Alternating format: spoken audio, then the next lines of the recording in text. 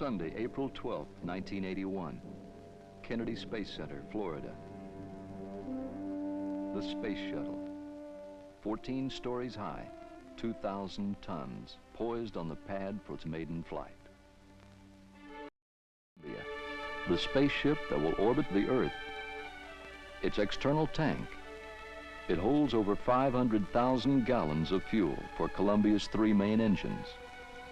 And the solid rocket boosters, the largest ever used on any launch vehicle and the first to be employed in a U.S. manned flight.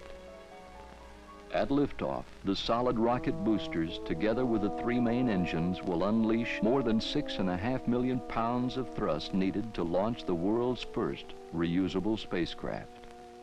Never before has a winged vehicle been launched like a rocket, orbited the Earth, returned through frictional heating in excess of 2,500 degrees, and landed, still aerodynamically sound, to be launched again and again.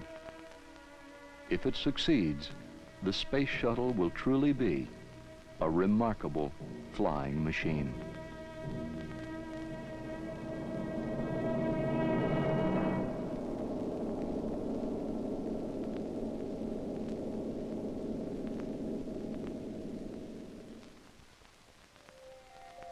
There are many other goals to be reached during the 54.5-hour mission that lies ahead. 144 test objectives are planned for the flight. These objectives could not be achieved without an astronaut crew. The commander, John Young. The pilot, Robert Crippen. Young has already been in space 4 times for a total of 533 hours. He is the most experienced astronaut flying today. Although Crippen has over 4,000 hours of jet aircraft flying time, this will be his first time in space. The astronauts make their way across the access arm toward the shuttle in the pre-dawn hours before launch. An American spaceship has never carried a human crew on its maiden voyage. At the Launch Control Center, 3 miles from the pad, final steps are being completed in the countdown. Final preparations are also being made in the Mission Control Center in Houston, where control of the flight will switch once the shuttle clears the tower. There has not been a manned launch from Kennedy Space Center since the Apollo-Soyuz test project in July of 1975. With this launch, Young and Crippen, launch controllers at the Cape, and flight controllers in Houston will experience the most dynamic, fast-paced series of launch events ever undertaken in the space program, all in less than 9 minutes.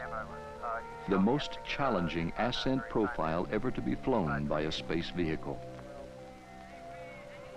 Photographers, film and television crews, plus newspaper and magazine writers from around the world, nearly 2,700 of them are here to cover the launch.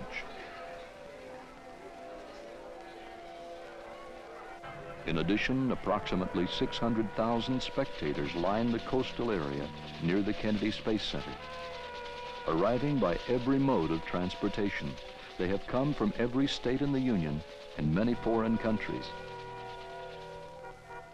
The promise of a rebirth in America's manned space program and the dawn of a new era in space transportation awaits. 14, 13,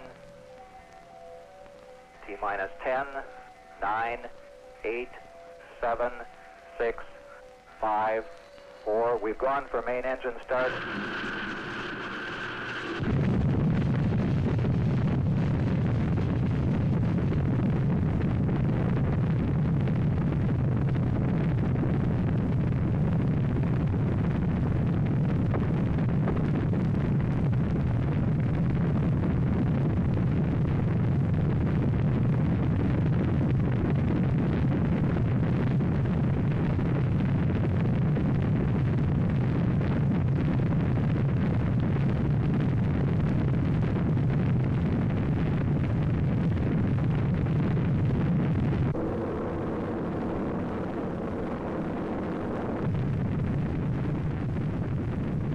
Roll program. Go.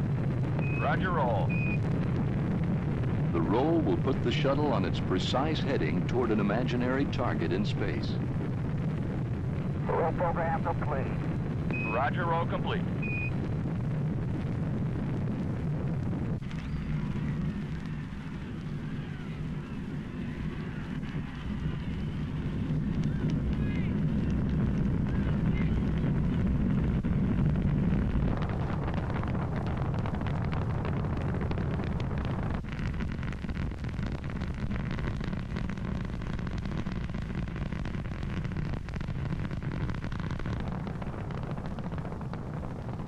Get a status. Vital. Go. Booster. Go. GNC. Go. Eagle. Go. Go at 40, Capcom.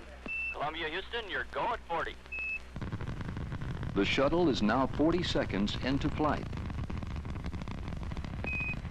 Roger, Columbia, on the nice ride. You're lofting a little bit. You'll probably be slightly high at staging. Negative seats. Columbia, you're negative seats.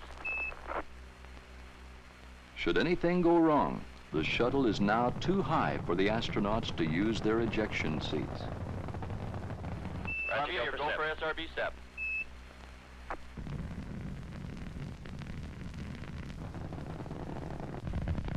We see SRB SEP flight. Roger, on a SEP. 103 converge flight.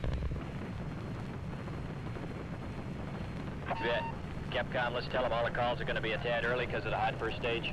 Columbia, you're looking a little hot. All your calls will be a little early. Okay. And map looks good here. Stand by, press to MECO. Columbia, stand by. Press to MECO. Mark it. Marked. Press for MECO. Roger, press for MECO. The shuttle can now continue toward MECO, main engine cutoff. They like the VAP, Eagle. ECOM. Let's go, flight. Capcom, VAPs go. Stand by, negative return. Columbia, stand by for negative return. Mark it. Marked. Negative return. And your VAP is good. Outstanding. Sure is. We can confirm it. What a view. What a view. And single engine rotor flight. And Columbia, your single engine rota. Columbia can land safely at the Naval Air Station in Rota, Spain, even if 2 of the 3 main engines should fail. Right now, the engines are generating over 42 million horsepower.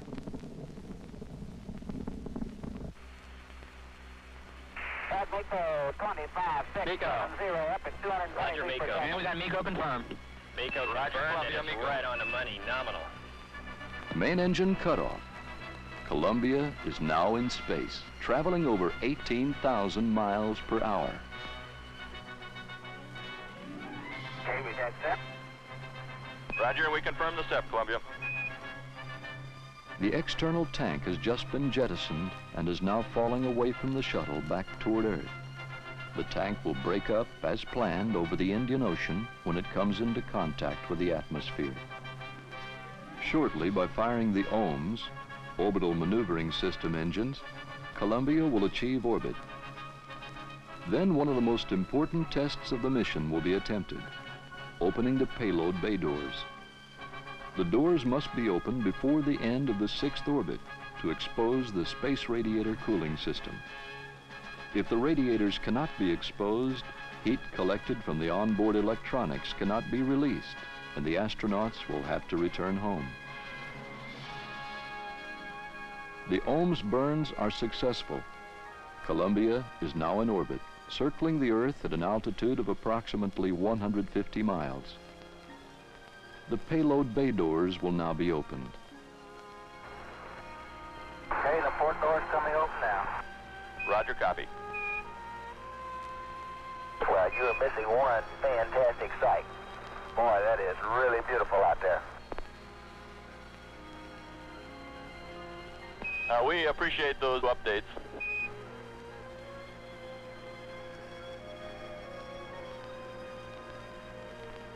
Both doors have been opened. The radiators can be deployed to begin dissipating the heat. The doors are all opened up and hunky-dory. Glad to deploy it right on time. And the radiators look good. Okay, we want to show you our own spots here. We do have a few tile missing off of both of them, off of the starboard pod, 3 tile and some smaller pieces, and off the port pod, looks like I see 1 full square and looks like a few little triangular shapes that are missing, and we're trying to put that on TV right now. Roger, Crip, we can see that good. From what we can see of both wings, tops and leading edges, though, all those are fully intact. Within minutes, an assessment is completed on the impact these missing tiles could have on the remainder of the mission. At a news conference later in the day, Flight Director Neil Hutchison answers questions from reporters. But you asked me if I knew where there were any other tiles that might be loose. The answer is no. And quite frankly, we're not worried about any other tiles being loose. At this writing, is there anything at all that would lead you to say you might not go for a full duration mission? Nothing. Columbia, Houston, you guys did so good, we're going to let you stay up there for a couple of days. Your gopher on orbit. Spacecraft wants Gopher on orbit. This thing is just performing just outstanding. Roger, we agree with that. And Columbia, Houston, just for your information, you dropped those SRBs right on target, and they were floating just the way they ought to be, and the boats were getting ready to fish them and bring them back. Okay. The ride that they gave us was pretty neat. The solid rocket boosters, which separated from the Columbia as planned 2 minutes 11 seconds into the flight, landed on target in the Atlantic Ocean, 151 miles downrange from the launch site. After being towed back to Kennedy Space Center, both boosters will be refurbished and used again in a future shuttle flight. The 3rd and 4th Ohms burns are also successful, raising Columbia's orbit to an altitude of approximately 172 miles. For the first television transmission from inside the spacecraft, the crew will give a status report on the mission. The flight so far has gone as smooth as it could possibly go. We've done every test that we're supposed to do, and we're up on the timeline, and the vehicle has just been performing beautifully, much better than anyone ever expected to do on a first flight, and no systems are out of shape. And it's delightful up here in zero gravity, might add. Of course, we owe this to a lot of people, and we certainly want to thank everyone who has helped get this thing airborne, and can take great pride in it's doing so well right now. Okay, we're switching over to the aft camera here. I'd like to echo John's words as I usually do. I guess being the so-called rookie on this flight, I had a thrill from the moment of liftoff all the way up to what we're doing now. It's really been super. The spacecraft has worked as advertised all the way along. I think we've got something that's really going to mean something to the country and the world. This vehicle is performing like a champ, like all of us that have worked so long on it knew that you would. Okay, sir, we appreciate those comments.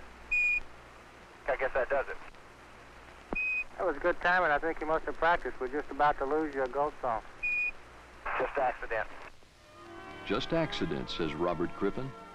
None of the other events of the day have been accidental. Every test, liftoff, SRB separation and recovery, ET separation and impact, 4 ohms burns, payload bay door latch opening and closing tests, radiator latch deploy and stowing tests have all been successful. I guess we owe you guys one super attaboy for today. This is fantastic. You worked through a pretty long, hard day, and you're essentially right on schedule, which is going to be close to being a first sort of spaceflight biz, I think, for first day activities. It's sure been fun working with you today, and we look forward to seeing you in the morning. I hope you get a good night's rest. Okay, you guys did super work today. See you mañana. Roger, thank you. See you tomorrow, guys.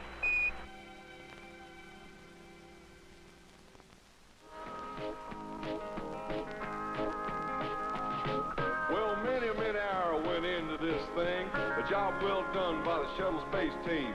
We can't say that she's sleek and lean, but I'll tell you right now, she's a mean machine.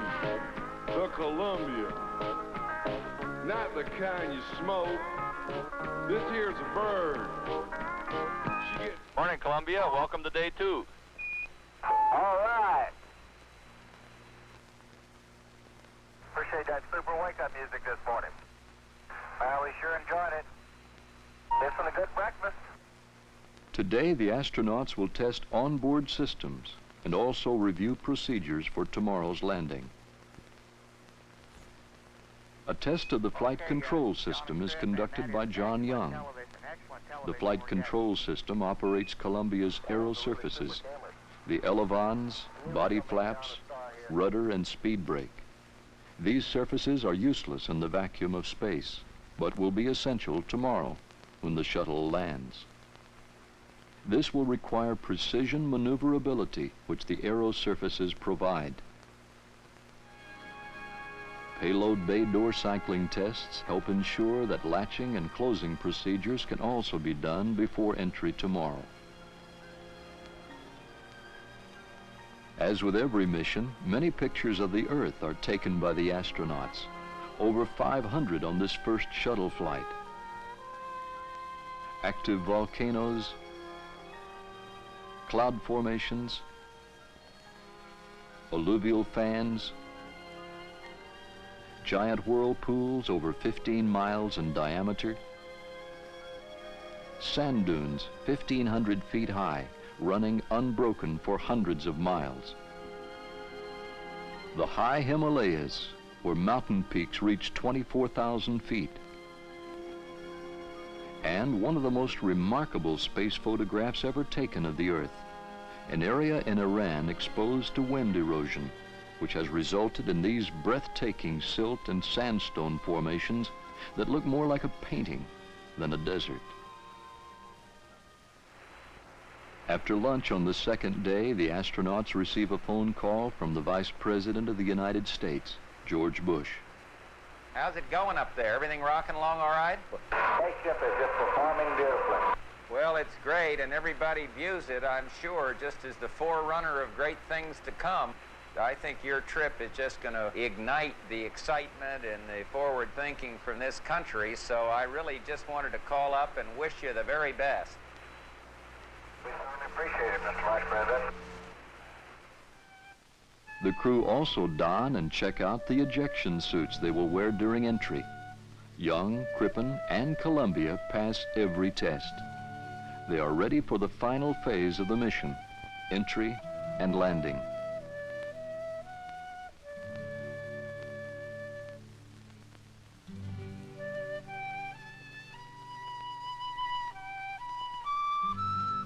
April 14th, 1981. NASA's Dryden Flight Research Center on the edge of Rogers Dry Lake Bed in California. A recovery convoy of 24 vehicles and more than 100 personnel are assembling here to power down Columbia after landing. Enormous crowds are also beginning to arrive. A string of traffic 6 miles long waits to enter the base. Thousands more are already here. Close to 1/2 million people will eventually be on hand to see the landing. On board, the astronauts suit up for entry. The ascent and orbital phases of the mission have gone extremely well. Now the final phase must be completed. Before that begins, Columbia, you have a go for payload bay door closing. the doors, which have been open a total of 47 hours during the flight, must now be closed. Then, using the RCS thrusters, Columbia will maneuver into deorbit burn attitude, head down and backwards, fire the OMS engines one last time, and descend into the Earth's atmosphere. Nice and easy does it, John. We're all riding with you. Columbia is out of contact during the OMS burn.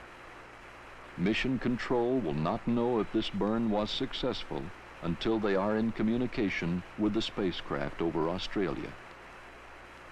It is now over the Indian Ocean on the other side of the world, but from that distance the burn must be precise so that later Columbia will hit the lake bed target in California. Columbia, this is Houston through Yargady. We're standing by. Burn was on time at nominal. It is 110.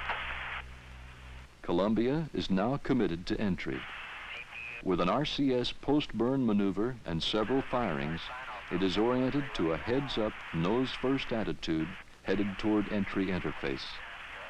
This is where the atmosphere begins, at approximately 400,000 feet. John, we copied, From that moment until the shuttle reaches 165,000 feet, it will be in communication blackout, out of touch with mission control for almost 20 minutes. The landing site is almost 4,400 miles from entry interface. Chase planes are preparing to take off. One will call out altitudes and check Columbia for any damage just prior to landing. When the shuttle touches down here, it will be traveling at 216 miles per hour. Right now it's going more than 17,000 miles per hour. Before it lands, it must slow down, lose energy, and it must survive the intense heat caused by traveling through the atmosphere at such a high rate of speed. Several S-turns or roll reversals are used to slow down and maneuver Columbia through the atmosphere. This one is done at 256,000 feet when it is traveling at more than 26 times the speed of sound.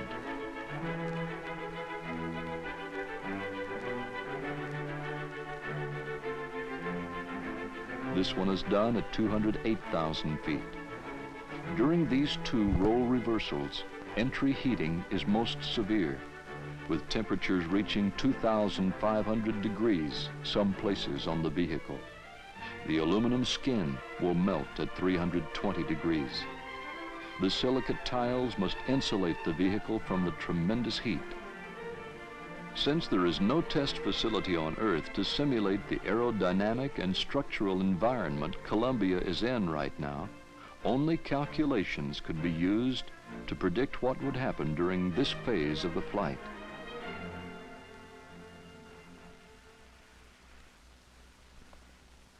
The predictions and calculations had to be right.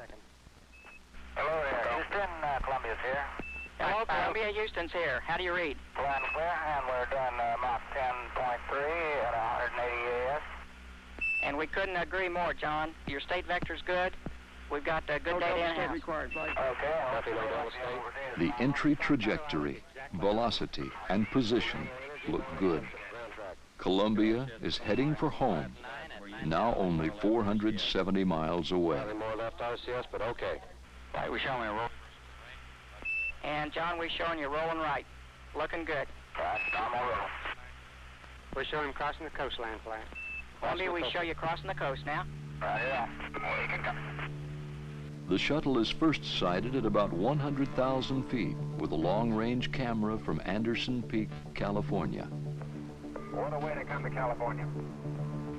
In flight photo, I still look perfect right on the nominal. Roger that. Out of 112K, 4.8 Mach. We're seeing this in a row. We see Delaz 21 degrees. A roll reversal is done over Bakersfield, California.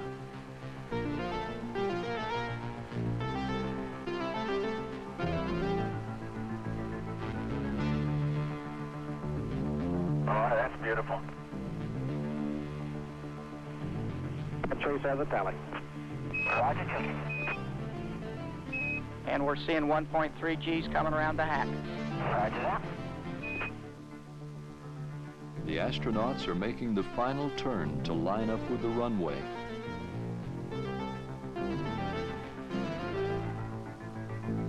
Columbia, you're really looking good. Right on the money. Right on the money. And turning on to final, your winds on the surface are calm. I got a win. You're right on the glide slope, Columbia. Yeah, clear, John. Looks real good underneath. Everything looks real good. chase reports no tile or other damage is evident underneath the shuttle. Columbia's altitude is now just over 5,000 feet.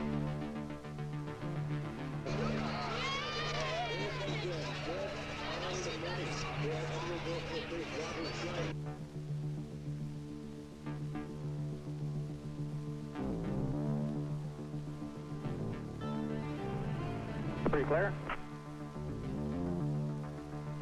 Without power, Columbia must land.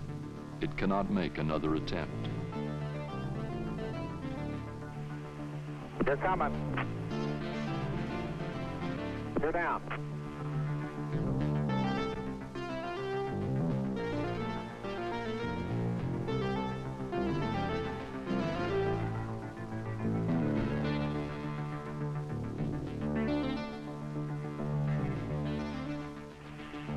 Feet.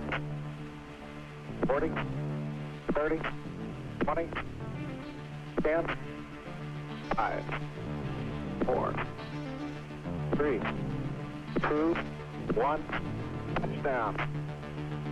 Those gears, 10. 5, 4, 3, touchdown. Look it off, skipper.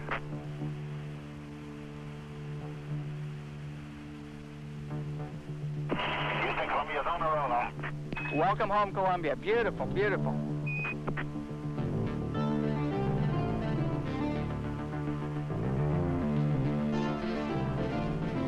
You want us to take it up in the hangar, Joe? We're going to dust it off first.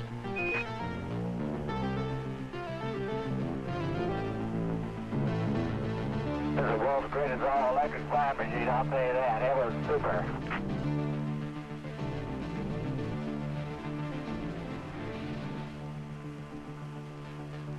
Okay, convoy's on its way. Convoy on. We'll stop on the Columbia. We'll stop.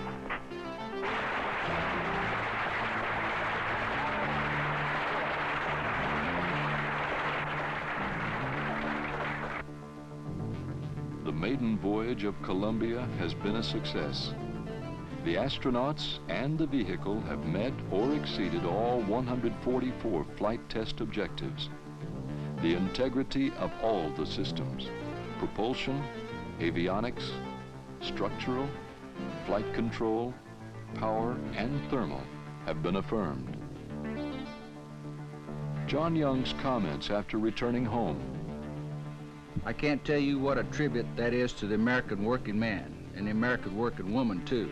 You can't imagine the variety of people who worked on this vehicle, from all walks of life, all capabilities and limitations. It's all due to their individual efforts. They proved that they can do the job. They proved it for the world to see. And I'm mighty proud to be associated with folks like that. What a tribute indeed.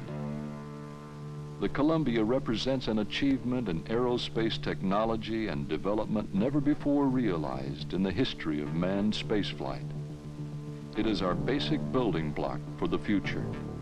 It's what we've been trying to do for the last 10 years. We've got a vehicle with a payload performance that will allow us to do that, much cheaper than we've been able to do it before. It will immeasurably improve the defensive capability of the country. It will help develop space science and technology. When we get operational, the space shuttle will be able to do in 5 to 10 years what it would have taken us 20 to 30 years to do otherwise. We couldn't do it if we didn't have the space shuttle and that payload capability. And the sooner we do those things, the better off the country's going to be. A revolutionary new era in space transportation has just begun. Routine access to space. Welcome to the future. Very nice.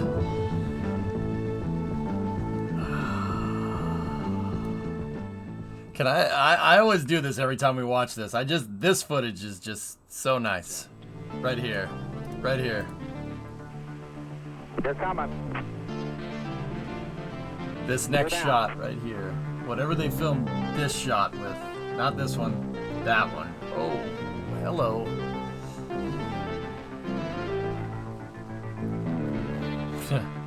Thanks, Dragon. 50 feet. 40, 30, 20, 10, 5, 4, 3, 2, 1, touchdown. That was gear 10. 5, 4, 3, touchdown. Look off, skipper.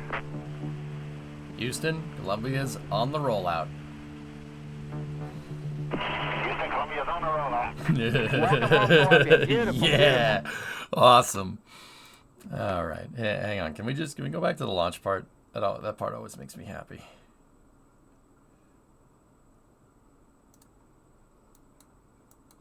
Era in space transportation awaits.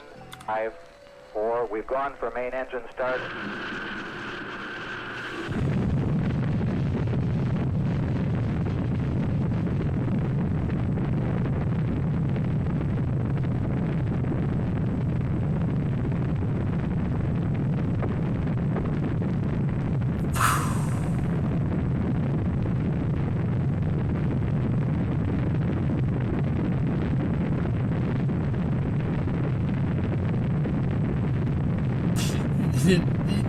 Yeah, that's pretty cool. I like that.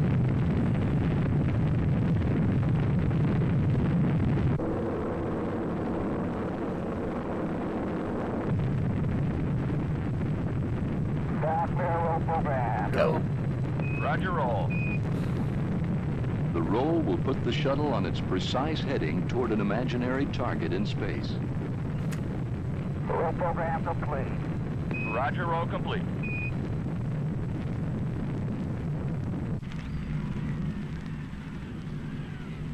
Oh, that's so freaking cool,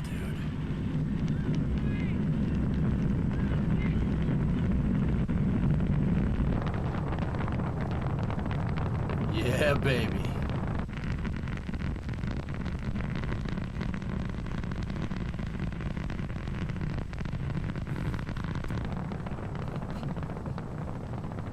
Status, Fido. Go. Booster. Go. GNC. Go. Eagle. Go. Go at 40, Capcom.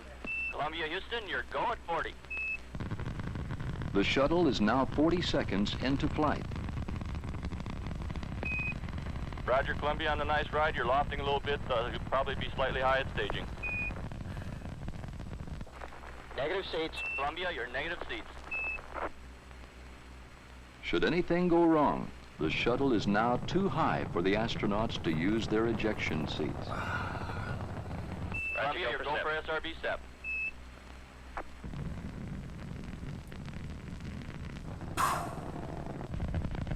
Yeah, baby. That's cool, man. 103 converge, bye. Bet. Capcom, let's tell them all the calls are going to be a tad early because of the hot first stage. Columbia, you're looking a little hot. All your calls will be a little early. Okay. Hey, Guiart, what's up, dude? Stand by, press D'Amico. Columbia, stand by, press D'Amico. Mark it. Mark, press for Miko. Roger, press for Miko. The shuttle can now continue. That's pretty neat. That's pretty neat. That's pretty neat. Whew. All right. Okay. How's everybody doing? What's wrong with being a little premature? Well, in STS-1, the boosters actually overperformed. The SRBs did too well, and the shuttle had to compensate during ascent after the SRBs separated. You had to compensate. I read a thing from John Young that the body flap was actually damaged from the pressure waves of the SRBs on STS-1. Yep. How do you know about the damage due to the risk of the issues on re-entry? You would have aborted the flight. Yep. Yeah, that's correct. Mm-hmm. How does the big fuel tank on that compare to the size of the Boca Chica SpaceX rockets? The external tank on the Space Shuttle Red Wagon is, it's about the size of Starship. The ET is about the same size as Starship. It's a little bit smaller, actually. If you really want to know. It's a little smaller, strangely enough.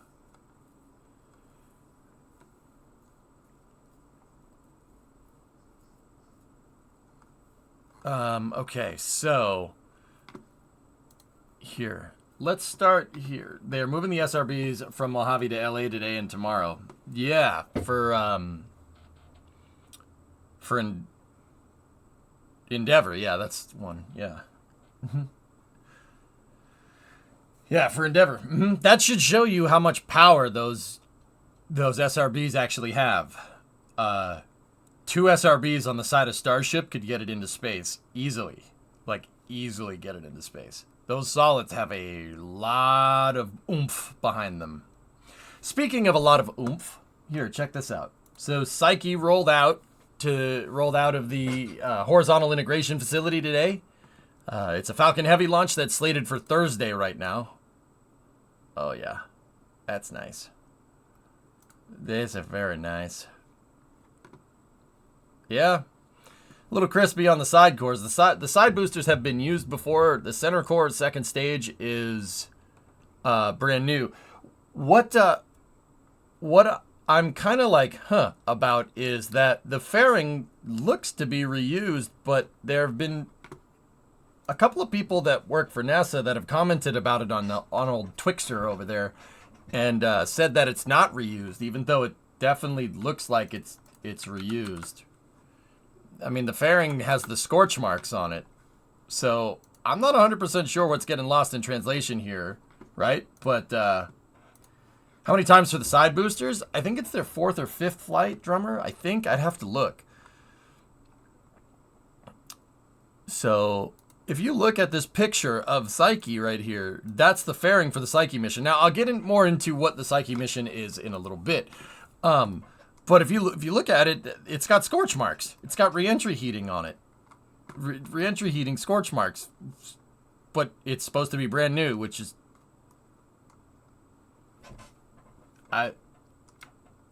Maybe it's like refurbished or something? Recovering all boosters, the center core will be expended, Street, from what I understand. So yeah, I'm not really 100% sure because so this thread right here has the lead for the Psyche mission saying, you know, is your fairing reused? Has it flown before? It sure does look a little used. A SpaceX lead software engineer confirmed that the fairing is reused. And then, no, it's absolutely not reused. NASA has not approved missions to fly in reused fairings. The fairing has been outside during transport, but the inside of it, I can tell you, is absolutely, absolutely clean. The process has been meticulous. Who is this Lindy person? She's the lead on the Psyche mission.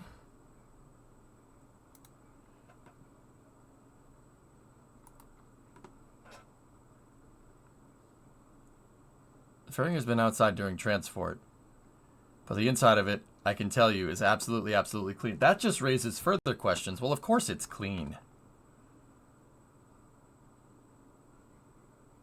Well, of course it's... Huh. So not scorch marks, but dirt? What?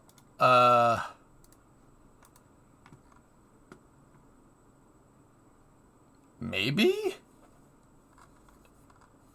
I mean, those sure look like scorch marks to me, but you know, whatever. I'm not... that... Here, like, look. Take a peek. See what I mean? That, that doesn't look like it's just been outside. You know what I mean? But, I don't know, man. Maybe. The side boosters have definitely been used before. I don't know if you could tell. Those have definitely been used. Also, it's just important to appreciate the sheer scale here. You see the trucks right there. The trucks and the staircase give you good scale. Falcon Heavy and Falcon 9 are not small vehicles by any means. Peek at the interstage as well. Non-flown component and looks the same. Yeah, okay. Interesting. I mean, this is not a small piece of equipment that you see right there. It's actually quite large. Large. Here's another good picture that gets the point across. See the people standing down there? This is a big boy. He's a big boy.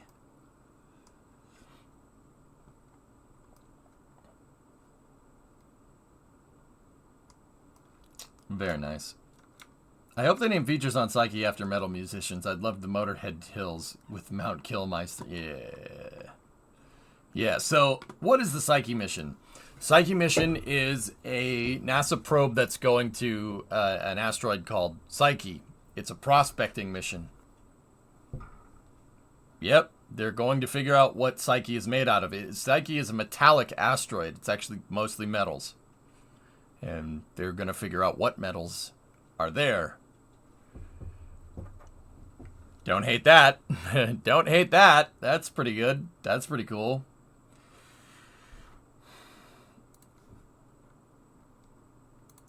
There's even more pictures here. All right, let's take a look.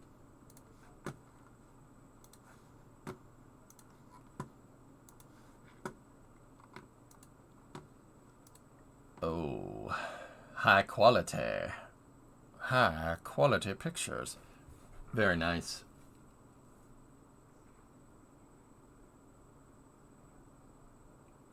The rumors are that Psyche is an old planet core. Interesting. Yeah. That's pretty neat looking. Note that they have an air conditioner.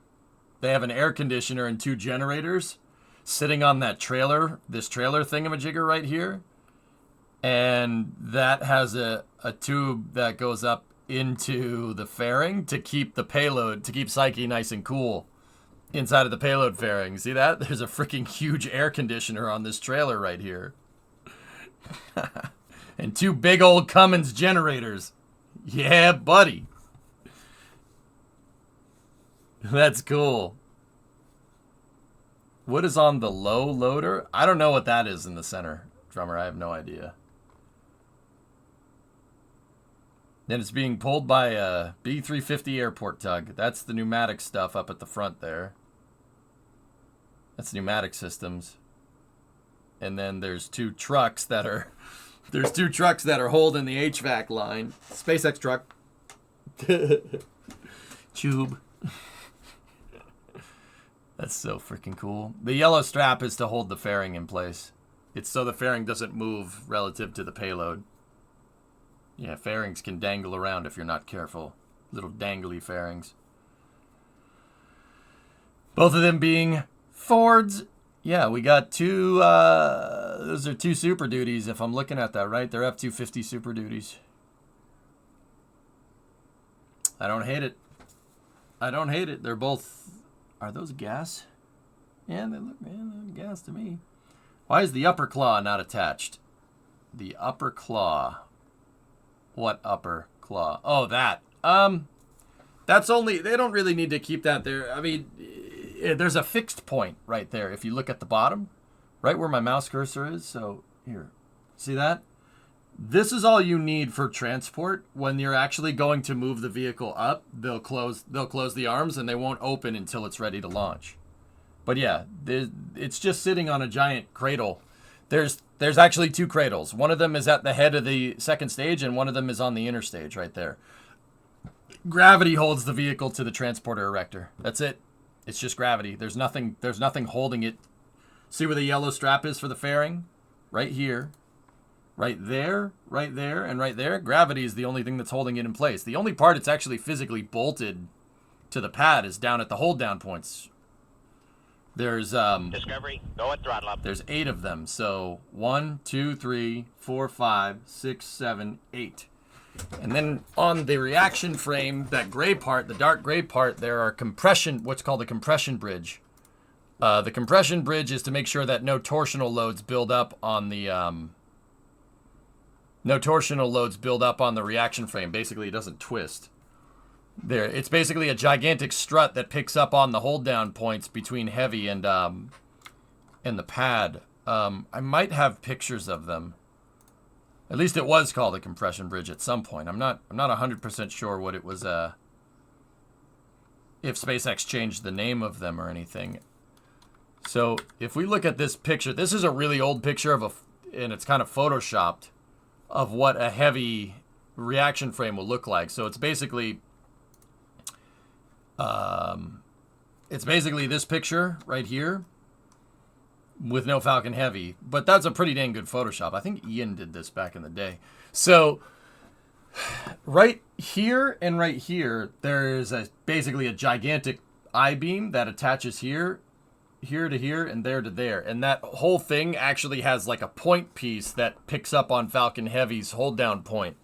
But Falcon Heavy's hold down points on the center core on left and right are bolted to the other boosters. So there's just a holder that just holds up on the point. If you look at other pictures of Falcon Heavy, like if we go to SpaceX right here, and we go right here,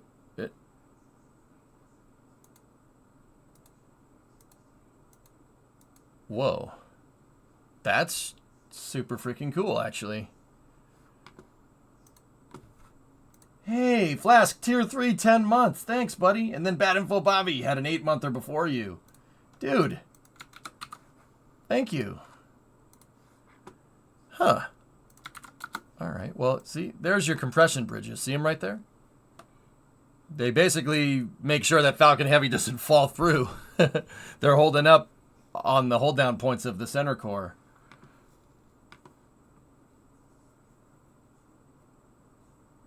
Interesting, serious. Nice. Another Discovery. Go at throttle up. Voz, 26-month resub. Thank you. Oh, yeah, another thing real quick, just in case anybody hasn't heard. So I qualify for Partner Plus, fellas. So on all tier subs, 1, 2, and 3, gifted, and just regular subs, I get a 70-30 split. So thank you for your support, and I do appreciate it. Yeah, that's really cool. More of your money is going to me. That's nice. Don't hate that. Sellout. I didn't apply for this. It was just applied. Shut up. Sellout. Kiss my butt. I just got a huge raise, okay? So when So Spartan gifts 20 subs, oh my god, I love how it's taking a second for the thing to figure out what's going on. There it goes. There it goes. When that happens, I get more of that. That's good. Discovery, go at throttle up. More like Twitch is skimming less. Half full versus half empty, pal. I'll take half full. Thank you very much. Discovery, go Thanks, at throttle Rose. up. Yeah, really, that's really cool. So I get a much bigger cut of that. Prime subs are still as they were, but Discovery. thank you very much for the support. Oh, jeez. Okay. Now I feel bad for bringing it up.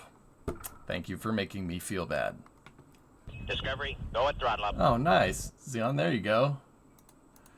Thank you. Now you just made me... you know what? I asked for it. Screw it. Whatever. It's fine. It's fine. Discovery, go at throttle up. Sarah, thanks, dudes. It's fine. I brought this on myself. I shouldn't be upset. I mean, maybe a little. Discovery, go at throttle up. That's what you get for being a doofus. Yeah, but I'm your doofus. Okay? Discovery, go at throttle up. With a 51, thank you very much. Brought it on myself. Anyway. Like and subscribe and ring that bell for more obscure spaceflight facts. But yeah, the reaction frame is in there. It's part of the whole thing being reconfigurable. But yeah, really cool stuff. It is a big boy rocket. It is a big boy. Cool. Here, let's see. We got any other good pictures? I like that picture. I like that. I almost forgot. King Dogsby told me to say hello on his behalf when I saw you next. Oh, well, tell him I said hi back. Discovery, go at throttle up. Those are particularly awesome pics. Yeah. Oh, thanks for the bits, too. And Gujar with the 28. Yeah, good stuff. So thank you for the support all this time, guys. It's actually going to start really paying off, so that really makes me happy. Haven't you given enough? Man, damn. Suffering from success. Also, here's the other 30%. Okay. Thank you. Did you see the leaked pic of Pad 40's crew access arm? Yep. Yeah, I've seen it. I showed it on stream real quick, and then I figured out that it was a leaked picture. So yeah, you're not seeing that again. Why do the fairings have induced spin on separation? Never seen that before. Spin. So what? Like this? Why do they peel off? They have pneumatic systems that they have RCS on them, but the RCS is just on most fairings. It's just pointed inwards, and psh, the RCS pushes the thing away. That's why they flip end over end.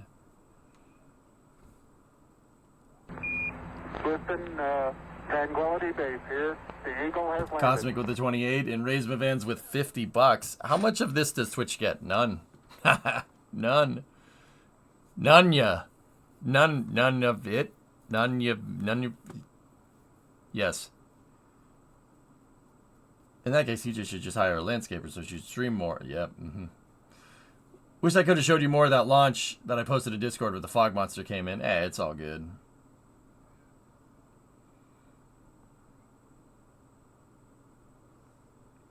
Yeah. No problems. Can you believe that? Look at the TE is held up by that one little post thing right there on either side. 1 and 2. That's holding the whole dang thing up. That should show you how much load is on those Wait, how much is that suspension compressed?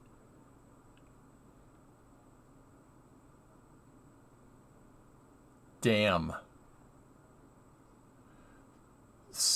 So, you see this piece? This is a train bogie, okay? This piece right here is attached to the axle. And this outer piece allows the axles, it's suspension for a train. It allows the axles to move up and down. When this is fully unloaded, this piece is up here. It should be up there. This piece should be touching that. You see that? That should show you how much load is actually on this thing. It's compressing train suspension. I think it's safe to say that the transporter erector is pretty damn heavy. Yeah, those springs are nearly fully compressed. Exactly. That's a lot of movement for a train suspension. I'm telling you, this spring, this carrier piece should be up here. Dude, you know how hard the springs are on a train? Damn, dude. That's impressive. I never noticed that. I was like, wait a minute. Are those things bottomed out? It pretty much is. What the actual snot? So unfortunately, it appears that it's going to rain all day on Thursday, so fingers crossed for heavy. Okay.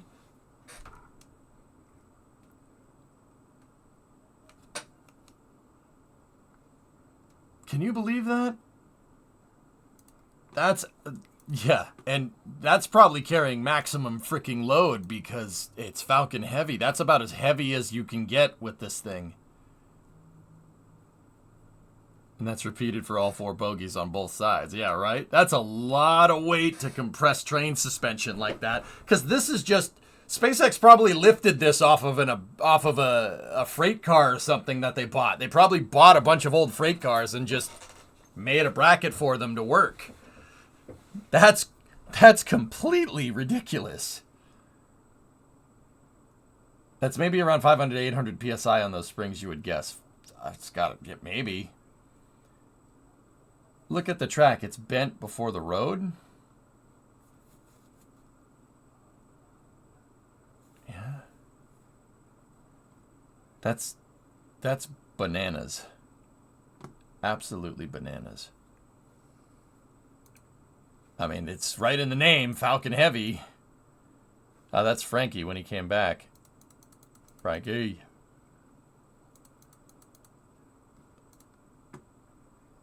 Crazy, dude. That thing's awesome, dude. What a cool system. What a cool system that is.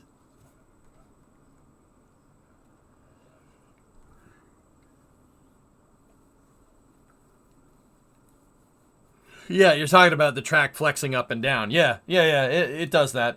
Yep. Yeah, it absolutely does. That's crazy. It's like Angara, but better. Don't compare it to that frickin' piece of junk. That rocket sucks compared to this thing. This is Chad tier. Okay, Chad. RJ, how dare you? Don't compare it to that thing. That thing sucks. Seriously, though. That's fully compressed train suspension. That's... Ooh, SpaceX golf cart. That's pretty impressive. Hence, but better. It's not just but better. It's not even in the same league. And see? Look at... Dude, look at the Heim joint right there. That's the point where the whole thing attaches to the pad, and that's the pivoting hinge where they push it upright. Can you believe that? That is a hefty Heim joint.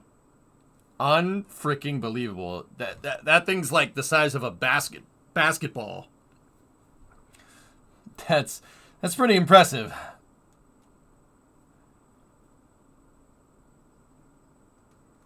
What do you think the Timken part number for that is? 1. It's part number 1.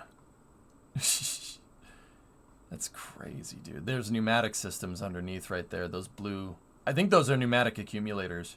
And then over here, see these pieces? 1, 2, and 3? That's where the thing actually bolts to the pad. They'll pivot the thing, and these Heim joints right there, 1, 2, 3, 4, 5, and there's another set on the other side. They'll actually slide pins into them and lock it to the pad, which is that's really freaking cool, man. Yeah, see? Hold on. There's the pins right there. 1, 2, and 3, and then 4, 5, 6. It'll lock the frame down to the pad, and the frame actually rests on these bumper plates right here. 1, 2, 3, and 4. See that? How do I know that? I've spent way too much time looking at pictures like this.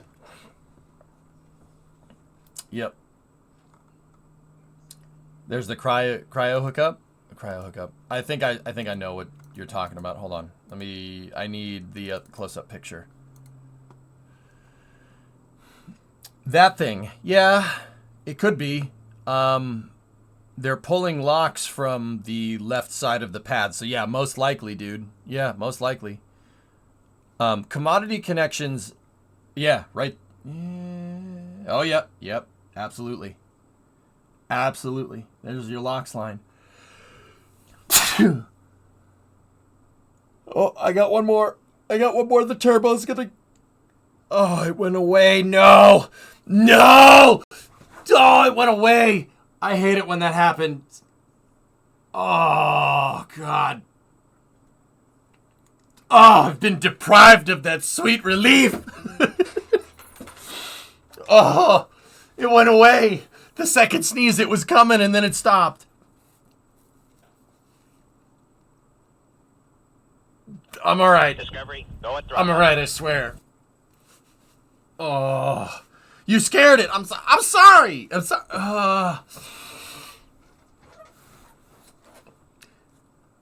Frick. Damn it. All right, we lost it.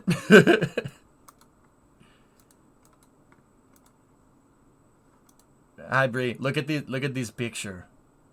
Hey, Bree, can I buy one for the backyard? Yeah, I'll take one transporter erector in Falcon Heavy, please. How big is the turbocharger on these things? It's not a turbocharger, it's a gas generator, and it's about this big. And there's 27 of them. Yeah. Okay, here's a model of the TE. No, I don't think you understand. I don't, no. All right, fine. All right, fine, I'll meet you halfway there. Let's just build SpaceX's HIF in the backyard instead. Yeah? Right? Yeah? No?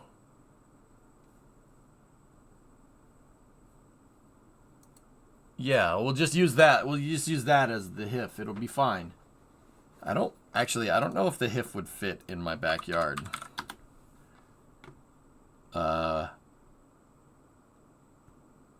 Why would you build something inferior as a HIF instead of a crawler? Because you can't store cars inside of the crawler transporter. How come every time I come into this chat, you try and convince me to buy rockets? It's because I love you.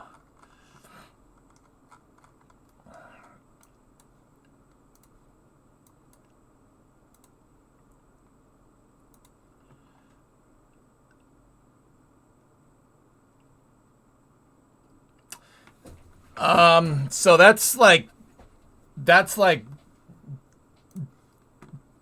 yeah, that wouldn't fit.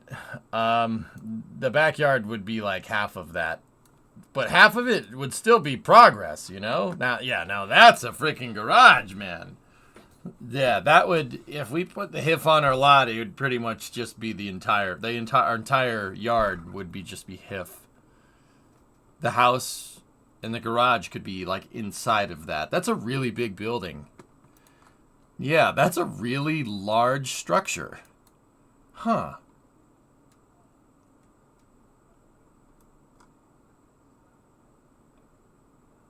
That's a really large structure. That would be sweet. Yeah, there would be no grass to cut. Yeah, that's a really good idea.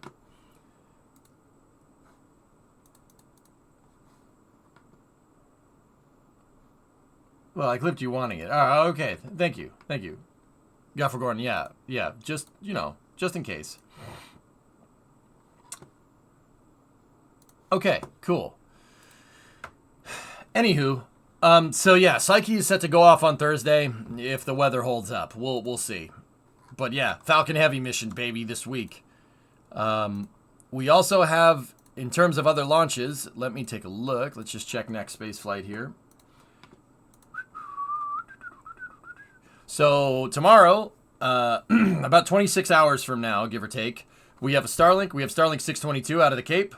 And then we have the Psyche mission on Thursday at 10:16. Yep, we'll be there for that. And there's, of course, there's another launch on Saturday because frick me, right? So yeah, all SpaceX stuff this week. Nobody else is launching anything. It's just SpaceX. Not bad. That has a probability of violation of 75%. It's most likely not going. Yeah, like I said, if the weather holds up. Yep.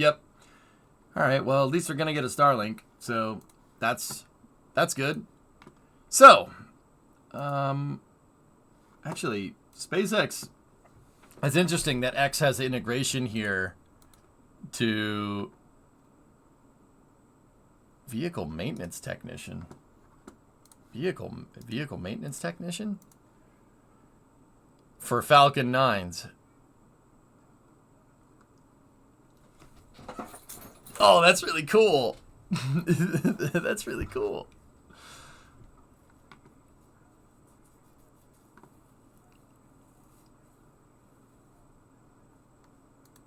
Hey, if anybody's out in Lompoc and wants to work on Falcon 9s, there's a posting. What else? What other jobs do we have here? Let's see. Transport technician? What's that entail?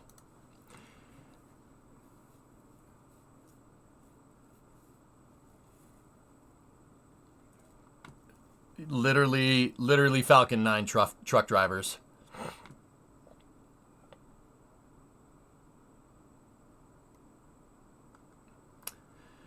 Falcon 9 truck driver. All right. Transport tech. Test operations technician at MacGregor. Yeah. Falcon 9 testing. I'm not even kidding. If this was closer, if SpaceX had a facility near me, I would just go there. And I would do that, and then just come home and stream. It'd be awesome. Supervisor tooling operations at Starbase. Supervisor non-destructive evaluative testing. Structural engineer for Dragon. Dude, there's a bunch of good stuff in here. Structural design engineer for Starship. Ooh. How much experience are they requiring for a transport tech? Preferred skills. Knowledge and experience in transporting equipment. DOT regulations. Code of Federal Regulations. Experience with scheduling and production work instructions to manufacture hardware. Advanced skills with Microsoft Office Suite. Strong communication skills. Experience working in a challenging and fast-paced environment. So, the basic qualifications are a high school diploma and 1+ year of experience working with load transport and inventorying, and 1+ years hands-on experience with preparing loads, rigging, and packaging. So basically, if you've ever been a truck driver, you're qualified there. That's cool. What else? What else we got here? I didn't even notice they added the job postings here. Supervisor, non-destructive testing, Starship design engineer, Starship electrical engineer. What is this? Supply chain, senior supply chain reliability engineer. Yikes. Senior space operations, senior software engineer for Starshield. Starshield. Starshield is military applications for Starlink.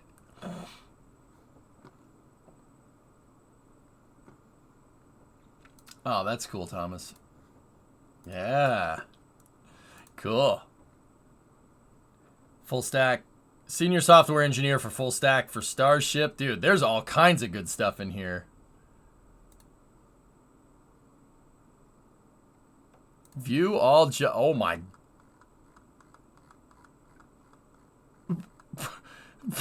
What the frick? Dude.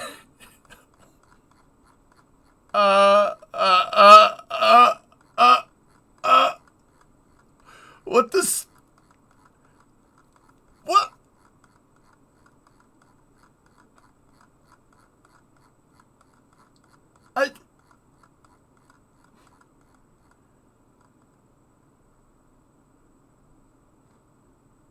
You want to be an accountant for SpaceX? What the snot? Oh my goodness. Oh, barista. Hell yeah. Wait, what are the qualifications for that? 3+ years experience in customer service related experience. Dude, I could do that. I have plenty of experience with that. That's pathetic.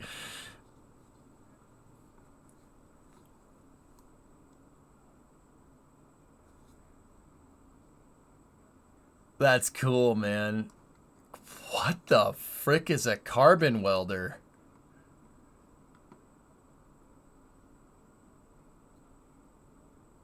Carbon welder?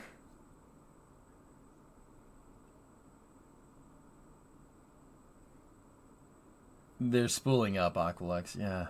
What the hell is... Carbon welders... Carbon steels, probably?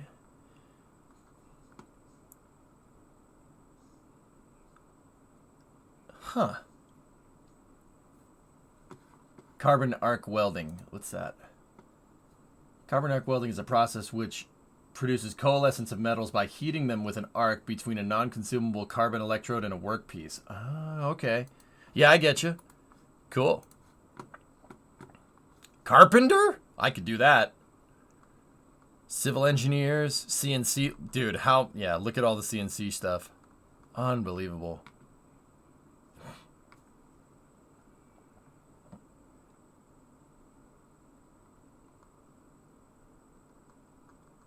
Cook! It's the freaking cook. Any civil technicians? I saw civil engineers. Technicians for all of that machining is always needed. Yep. Yep. Customer support associate? Bilingual Portuguese? Slovak? Portuguese? Norwegian? German? French? Czech. They're straight up just looking for people who can speak English and Slovakian, Portuguese, Norwegian, German, French, and Czech. Content producer. Where? Where was that?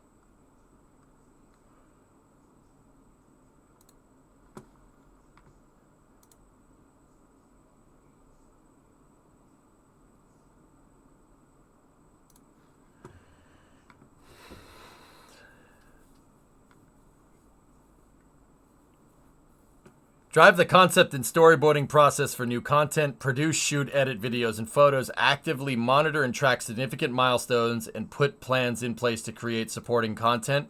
Provide clear communication of project statuses to the rest of the creative and content development team. Interface directly with engineering, creative, and communication teams to identify priority projects and ensure the most innovative and effective creative elements are produced. Create, organize, and archive assets. Clean, maintain camera gear and equipment. 5+ years of hands-on filming, production, and editing experience for a major corporation, news organization, or creative agency.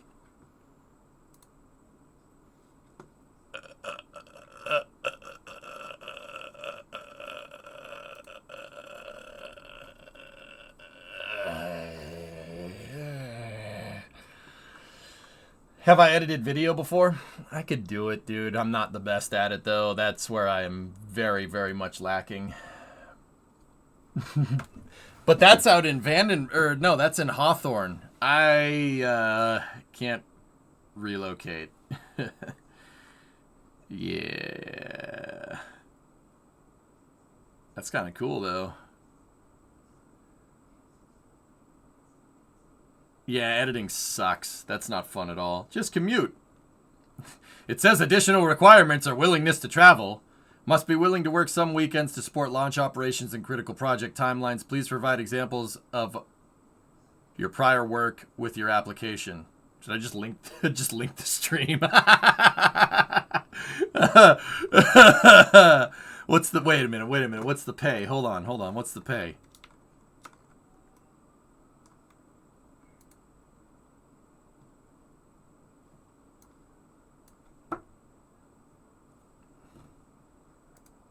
Just automate the video editing.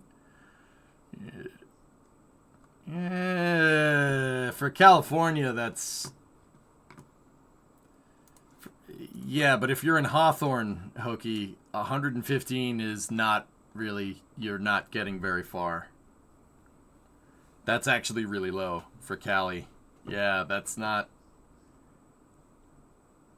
That'd be good for where I'm at right now. If I could stay in Massachusetts, that would be great. That'd be just fine. Could make that work. Could make that really work.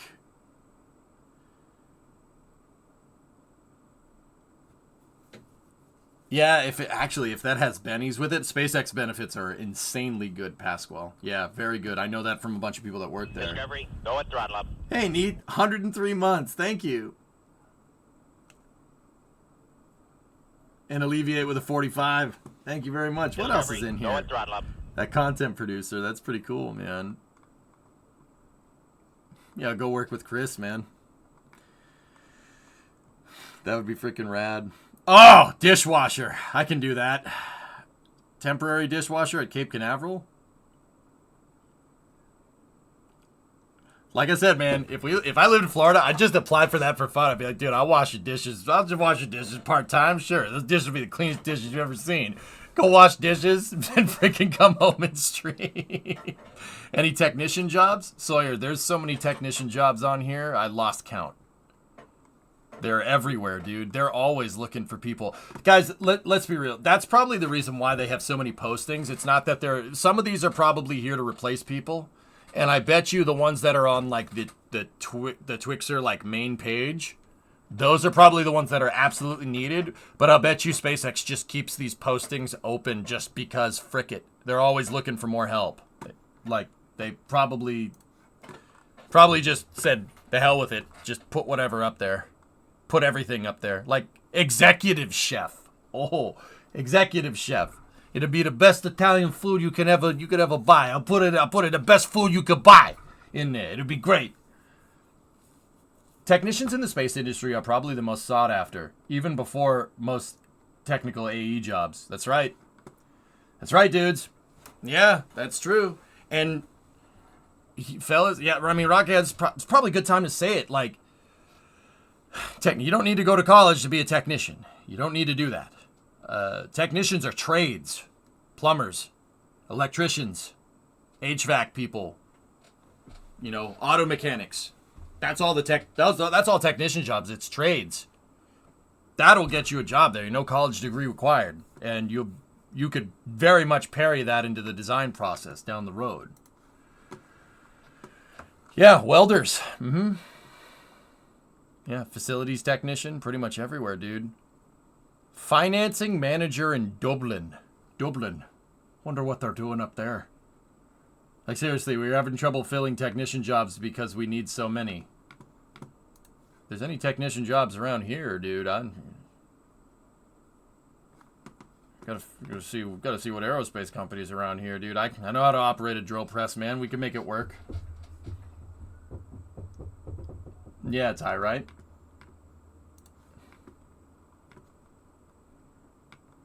Food Services Associate Fluid Specialist. Let's see what else. What else we got in here? Here, I'll link it up, dude. That's cool that you can do job postings on Twitter now. That's really neat. Twixer. Discovery, go at throttle up. Hey, 80 months from Josh. Thank you very much. Look at all this stuff in here, man.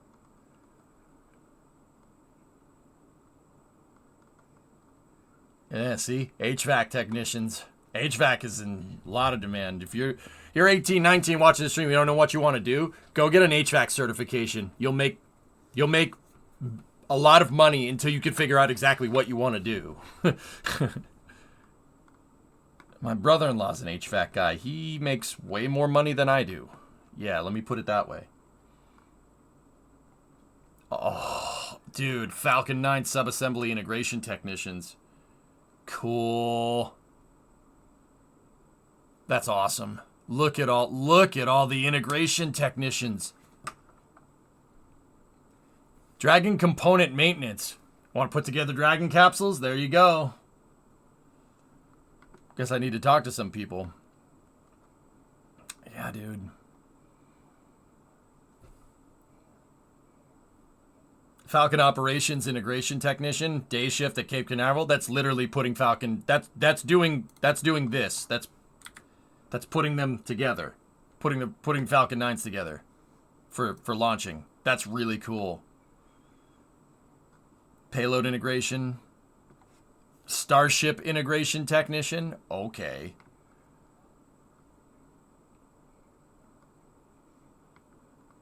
Look at all the integration techs, man. Is there a janitor? I actually think we saw cook and barista accessible. I'm pretty sure there'd probably be a janitor on here. IT administrator, sysadmin. Cool. Oh, launchpad technician. Oh God. Oh God, that's my favorite. Oh, that's not good.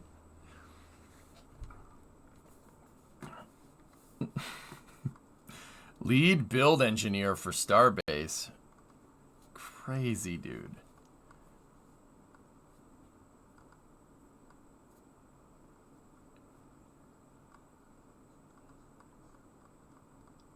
Look at all this good stuff, man. There's so much good stuff in here.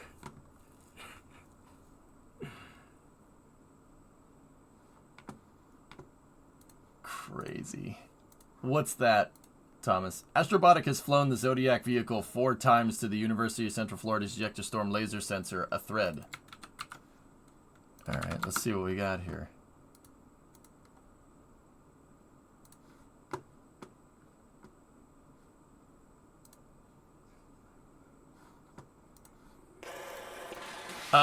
This might get loud, by the way. This might get very loud.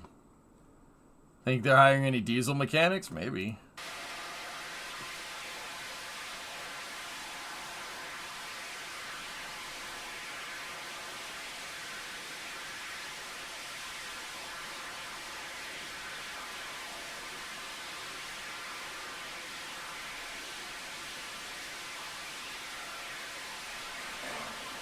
Now back to the left.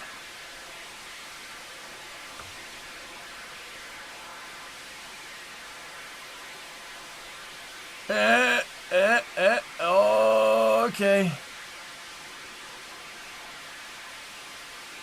That's impressive. Impressive. Most impressive. Now back to the right.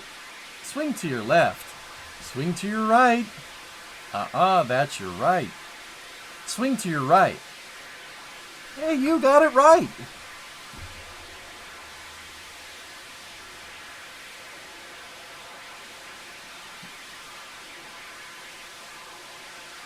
Yoinks.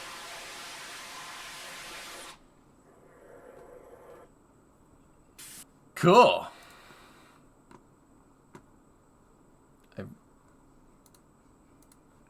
A video just dropped from Astrobotics showing one of 4 test flights we completed in Mojave. You notice on the lower right side, on the edge of the pad, the dense dust blows off at a very low angle. He's talking about that right there. This was by design to match what happens on the moon, where the angle is 1 to 3 degrees above horizontal. Okay?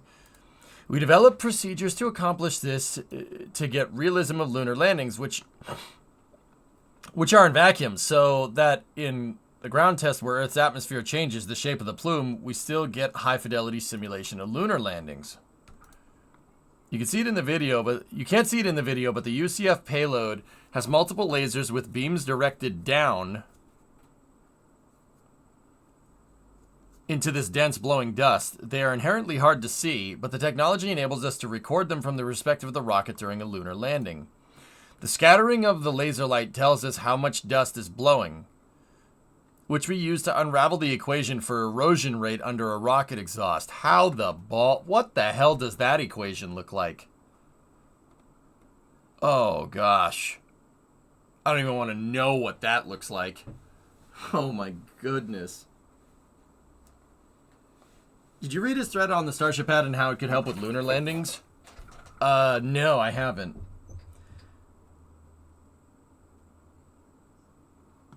You might think, well, that's just lift and drag equations, and we already have that solved, but you would be wrong. When you have a collection of trillions of particles blowing together, the equations are more complicated than for a single object blowing in an undistributed wind. Yeah, exactly. How you could... Yeah, it's definitely not that. That's really difficult. It's 7, yes. Mm-hmm. The equation has more letters and symbols than numbers, for real, right? If dust, ignore. Yeah, right. You might think, well, okay, but we could study this in a wind tunnel on Earth. There's no need to put this on a lunar lander. You'd be wrong here again, too. Man, a lot of people be wrong, though. On the moon, the rocket exhaust is expanding into the vacuum, so the gas is becoming rarefied as it flows away. Yep. Mm-hmm. This changes the spectrum of turbulence, ultimately suppressing turbulence in the shape of the boundary layer flowing over the ground and around each blowing particle, so it is crucial. Yikes. Yep.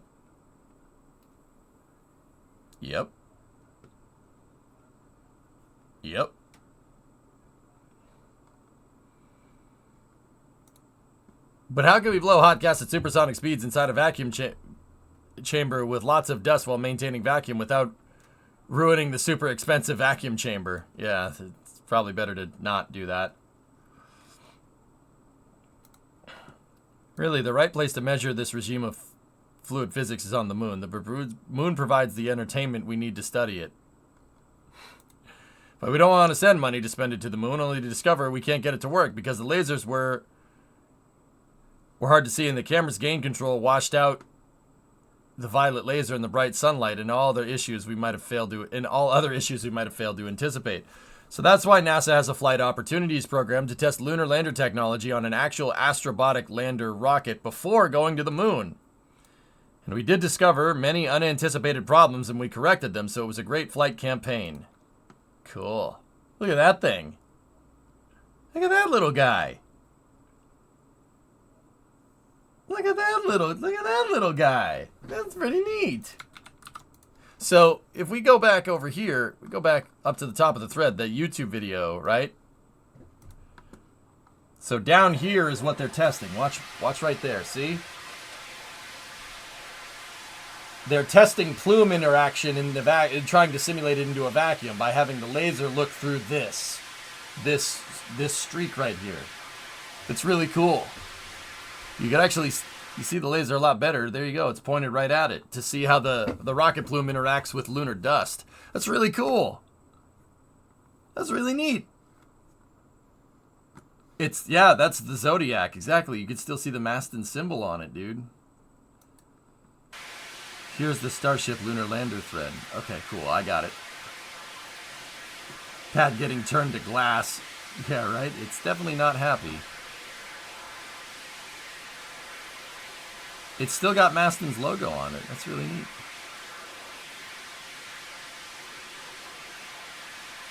That thing's actually hovering there. That's pretty damn impressive considering it's one motor.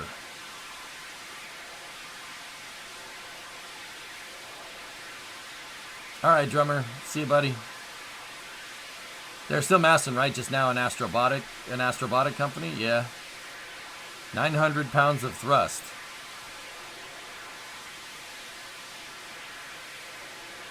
Pretty damn impressive for no roll control. Unless they're using a dump or a turbine for it, but yeah. Cool. Really freaking neat. It has roll control? What are they using? It's cold gas? Okay, never mind. Never mind, it's not as impressive. Never mind. That's easy. Yeah, I can do that in Kerbal. It makes perfect sense. So this was a week ago here. What is this thread?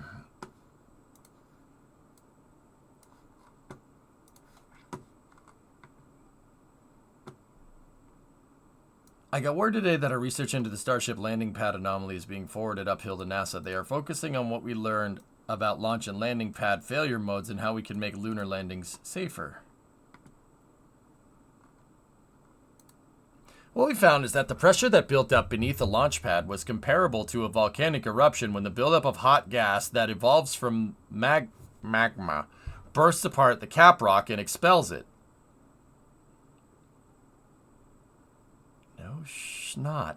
Discovery. This is from Starship's from IFT-1.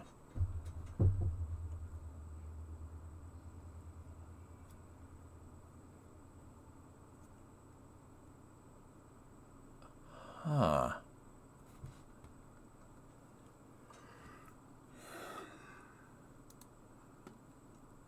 The theory on these volcanic eruptions predicts a range of velocities that matches what was measured for the ejected chunks of concrete from the Starship pad, about 90 meters a second. Hey, Mondlen, thank you. Thanks for the 250, man. I appreciate it. You're too good to me, dude. But to explain the mass of gas needed to expel at this velocity, we had to conclude that the groundwater underneath the pad was vaporizing. We estimated that the water based on crater volume and permeability of the sand underneath the pad, it is in the range that agrees with the theory. Wow. It got down to the water table and vaporized that. Ooh, yeah, I suppose if it vaporizes the groundwater, it's going to expand and it's going to make a steam explosion and, yep, shoot chunks of concrete off in every direction. You know what? That makes perfect sense. Yeah. Yeah. It's the same stuff that Zach said. Yeah, but this is Nasser. Yeah, and Zach did say that. Like I said, listen to Zach. He's smart dude. This raises the question about ice in lunar polar soil underneath a launch pad. If the pad cracks and hot gas is pushed through, like we think happened for Starship, then vaporization of the ice may create a similar situation. Ice can be as much as 5% weight, actually higher, which predicts the ejection velocity of a lunar launch pad could be even faster than what happened for Starship.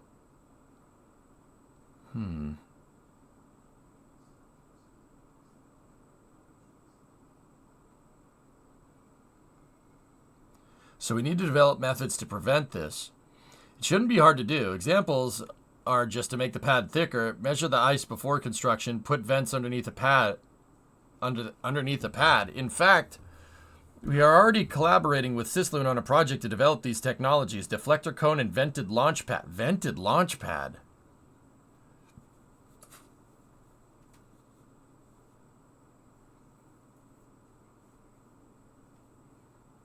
So that's how the Starship Launchpad anomaly, while not desired, of course, turned out to produce insights for engineering lunar landing technology.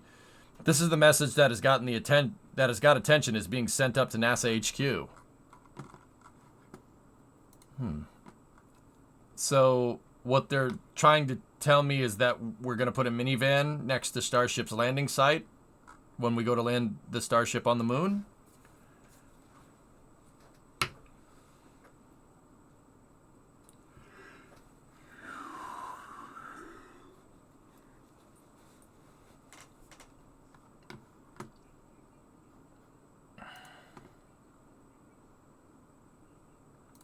Yeah, nice. Oh, Forrest, that's funny.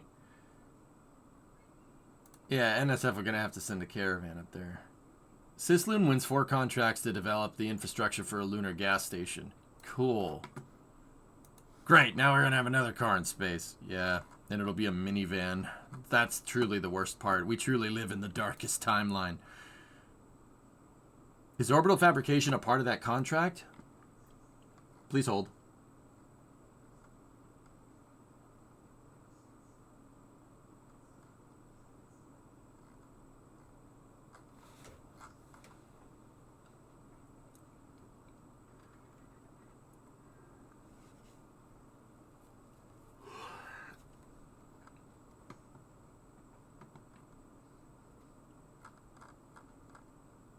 I'm not sure.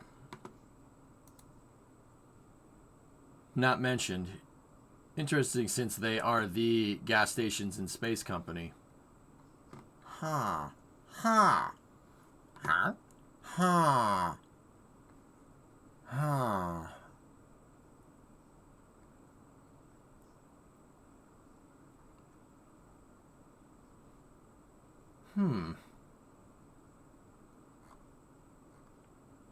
Huh. Interesting. Anyway. So, a little bit of different space news here. Bill Harwood over at CBS News reported this over the weekend. This has to do with the ISS. Here, take a read.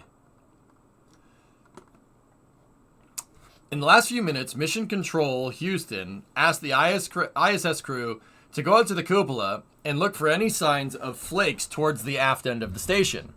Jasmine Mogbelli reported, "Oh yeah, there's leaking coming from the radiator on the MLM." The MLM is the Russian Nauka Multipurpose Laboratory Module.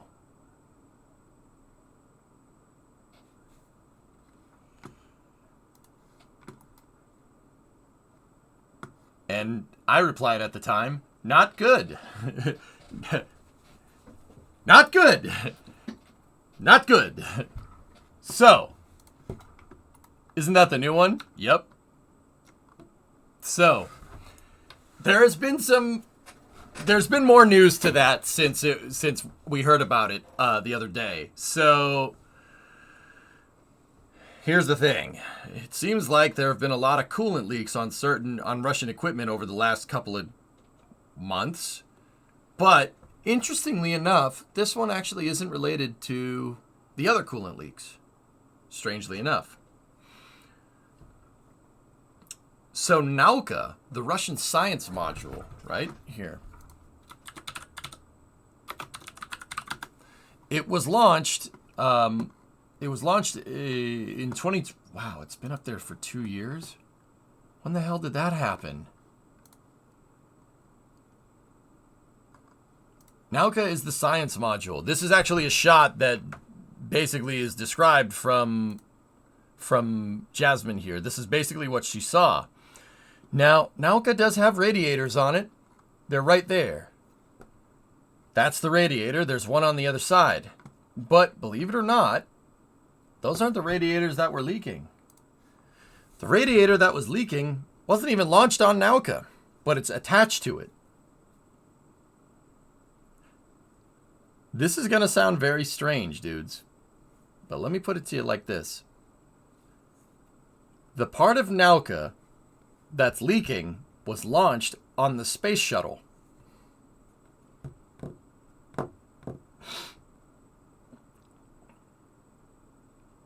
Yeah. STS-132. Nauka has an attachable radiator. It has an attachable coolant system to it with additional radiator panels. Those additional radiator panels were launched up there on the space shuttle, and they were part of the Rassvet module. They were added to the Rassvet module to be able to launch up, so when the science module did eventually come up there, they could just attach extra coolant for it and have more radiators. Or attach an extra radiator and have more radiative capability. Yeah. The part that's actually leaking on Nauka has been up there for 12 years. Well, 13 actually, 132. Yeah, 13 years. It's been sitting up on Rassvet. So what is Rassvet? The Rassvet module was, well, it's basically just full of miscellaneous components. Rassvet was launched on the shuttle. There it is in the Space Shuttle Processing Facility right there. It is a Russian docking adapter. It's actually based off of the Mir Core module. Or not Mir Core module, the Shuttle Mir adapter, believe it or not. It's based off of it, which is in turn based off of the Apollo-Soyuz adapter. Just on a side note. But if you look at this shot here, there's your coolant panels. They've been up there since 2010. That is a temporary cooling panel that's been folded up. They took it off and attached it to Nauka. Yeah. Weird, huh? And then what that is, well, that thing right there, if you're wondering what that tube is, it's actually something, it's a pressurized little pressurized module that they can actually fit in and out of the airlock. Yeah. At least that one's kind of a version of it. If you have a component that you want to bring outside, you could put it inside of this pressurized thing and then slide it out the airlock. It's not ours, John, even though it was launched on the space shuttle. But yeah, interesting, right? See, you can see the space shuttle longeron pins right there. This was pulled out of the shuttle's payload bay on STS-132. Yep, see, there's those coolant panels up there. Pretty crazy, right? Yeah, see the experimental airlock. There you go. Yeah, those two things have been up there for a long time. See, here's a shot from STS-135. There's your radiator panels. They've been up there for a long time. So when they put Nauka, when Nauka got outfitted out on the station, they got the European robotic arm working, amongst other things, and they deployed the radiator module. They took the radiator module off of Rassvet and deployed it.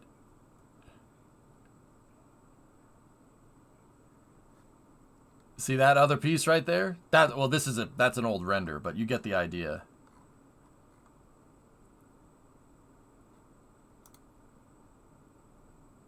That's a really freaking cool picture.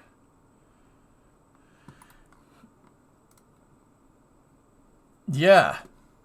So, here's the thing. Nauka is just fine without that extra radiator panel, so they just shut it off. The ISS isn't in any danger.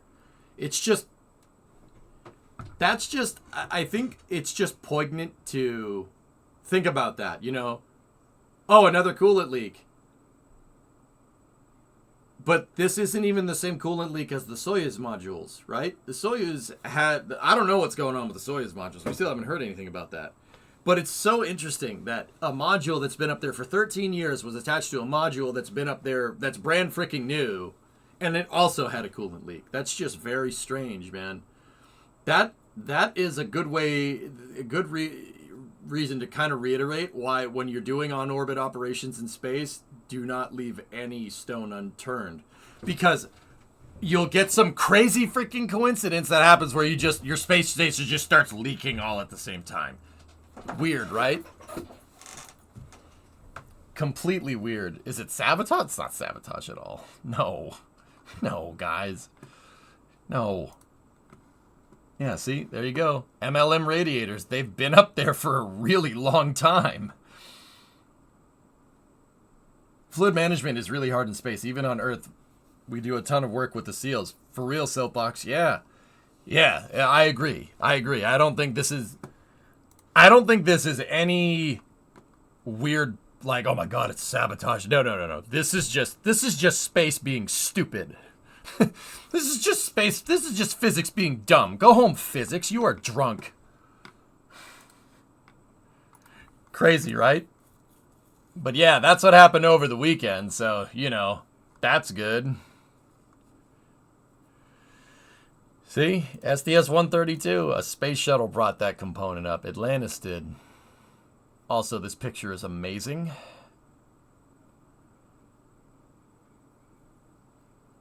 Oh, that's really nice.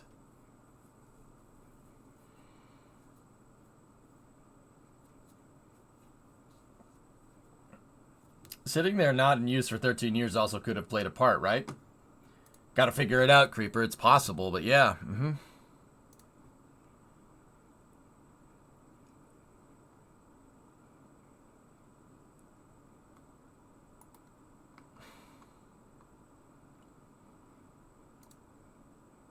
Crazy, huh?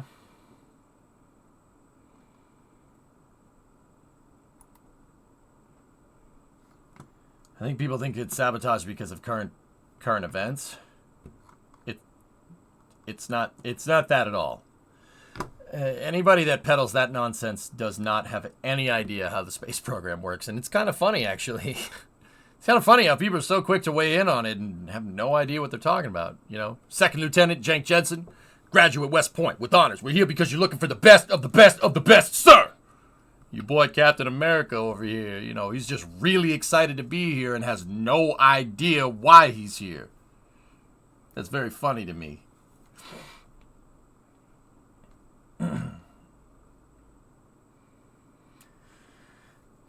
That just begs the question, can equipment rust in space? Gaffergon, no. Not unless we make it rust. Nothing's going to rust in the vacuum. No, not at all. If that thing was stored dry with no coolant, it's probably just how it was attached.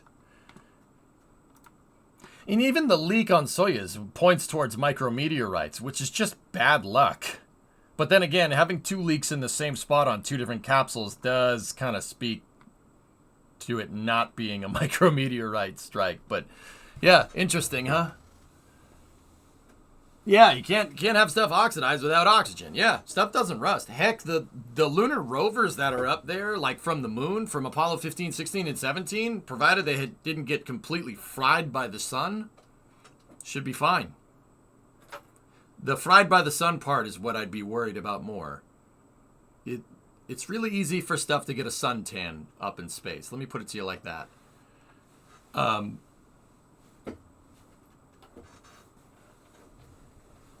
Did you know that we did helicopter on freaking Mars? Yeah, I did know that. They did. They did surgery on a grape, and they did helicopter on Mars. Actually, they've done over 50 flights with Ingenuity. It's quite the spring chicken, from what I understand. Which is pretty freaking cool, man. Pretty freaking cool. That's pretty neat. Hi, Tara. How you doing, buddy?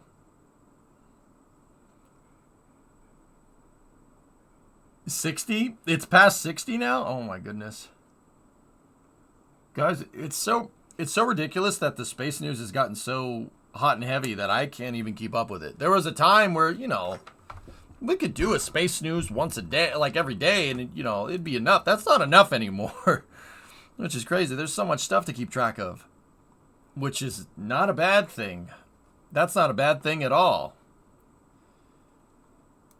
But yeah, interesting. But yeah, so far, from what I can tell, the coolant leak is okay. Like, they shut off the coolant leak, and they'll send people out there and go and figure it out.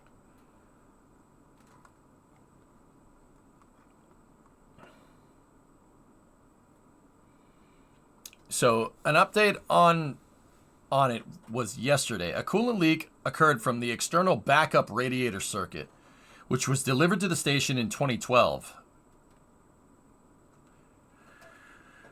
The space shuttle wasn't flying in 2012, but hey, whatever. It says Nauka's main Coolant loop is operating normally and the crew and the station are not in any danger. Cool. There's a time we're only at it once a week. Yep. Any more space news? There's always space news, dude. We have covered a good deal of it, though. So yeah, nothing is... Okay, Bill Harwood actually posted this too. That's the radiator in question. See these panels? That's the one that was on Rasvet right here. They moved it over here, installed it there, and then the experimental airlock. See it? See, they attached it right there. And then that's Prichal out on the end. That's a multi-axis or multi-point access node. Basically a hex node. Just the node with a bunch of docking ports on the side to be able to attach more modules. Was it not a panel but a separate module like a pump or a valve block? They said that flakes were coming from this thing. So, I don't know. But have to look. Nauka does have integrated radiators on the sides. Right there. See those? Those are still working fine. It's this thing. You can see Rasvet right there. There's a Soyuz. Where's this shot taken from? This is out on the truss segment. So that's the Quest Join airlock. There's Cygnus right there. That's the Destiny Lab right there. So the front of the space station is that way, and the top of the space station is where my thumb is. So we're looking like below and down. This is looking at the back of the space station. So you have Zarya, Zvezda, Rasvet, Nauka, Prichal, Soyuz, and then Poisk is up at the top, and there's another Soyuz attached to it. You can see it behind the truss segment radiators. I don't understand how radiators in space even work. It's a good question. It's a question that boggled my mind for the longest time. So, how does a radiator work? What's up there that you can use? Is there anything in the vacuum up there that you can use to conduct heat?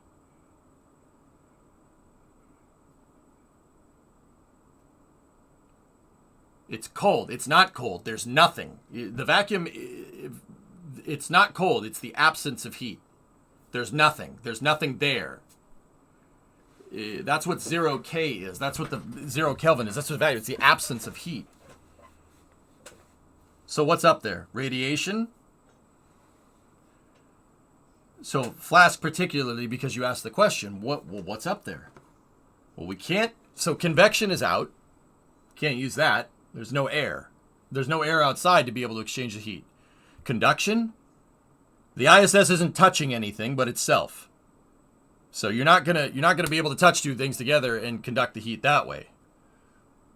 So that leaves radiation, right? What's up there? Spoiler alert. You can see it in this picture.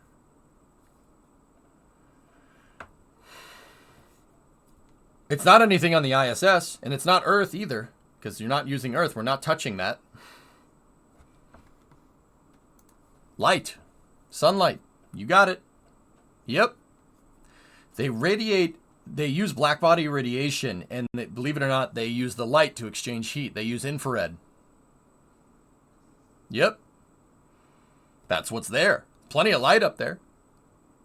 Put the heat into that. Easy peasy. It's really, really smart. That's, so you can't see it. You lied. Predominant, I think your reception is getting unclear. You're going into a tunnel. I can't hear you. What does he say? Something about how I am an idiot? I don't know. He broke up. I don't know. His message is gone. I don't see it anymore. Yeah, I think he might be going into a tunnel. The light comes directly from the radiator. It glows infrared hot. Yeah, sure. Yeah, sure. That made it seem like they're using the light that's there. But, yeah, sure. Yeah, that's the right way to say it. Also, you might be going into a tunnel as well. I think you're going into a tunnel as well. Wait, why? Oh, geez, why? Am I losing reception? You got to adjust the rabbit ears. You got to adjust the rabbit. He's gone. Where'd he go? Why is he gone? Mod abuse? I ain't a moderator, Zarby.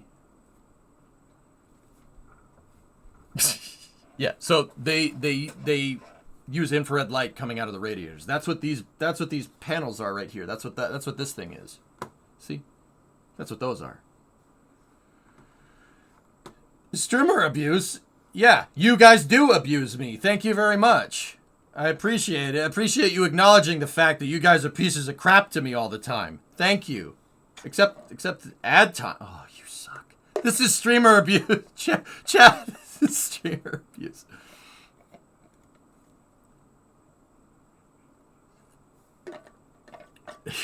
You dick. No ad. There will be no ad time here. There will be no ad time. Piss off. Anyway, so yeah, they're using infrared light. They use IR, black body radiation, which is really, really, really, really, that's really cool. Because you can't use the air. There's none of that. You can't touch anything because you're orbiting. So radiation. That's the last one. Ablation. No, it's not ablation. That's different. But ad time. Fine.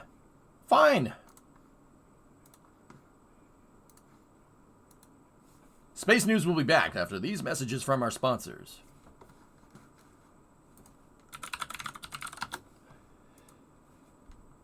Discovery, go at throttle up. Give me 1 second.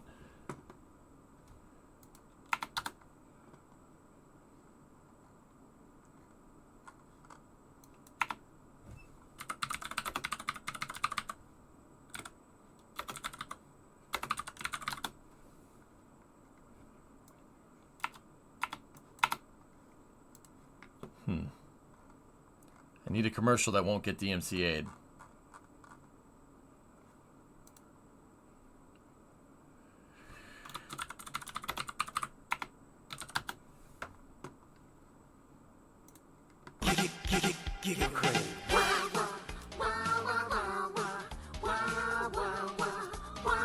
That's the sound I love. Love the dairy goodness, propelled with toxic gas.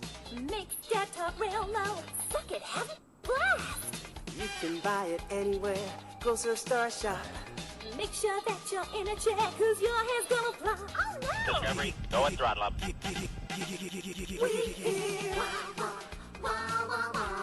Limbo. That's the sound I love. Giggle cream. It makes dessert funny. It makes dessert funny. Slimbo with the 39 and Apatoxin with an 87. Thank you. Scott with the 24. Nice. Nice.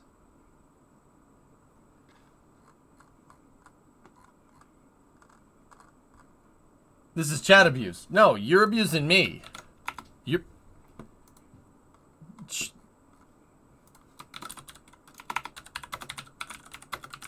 Discovery, go at throttle up.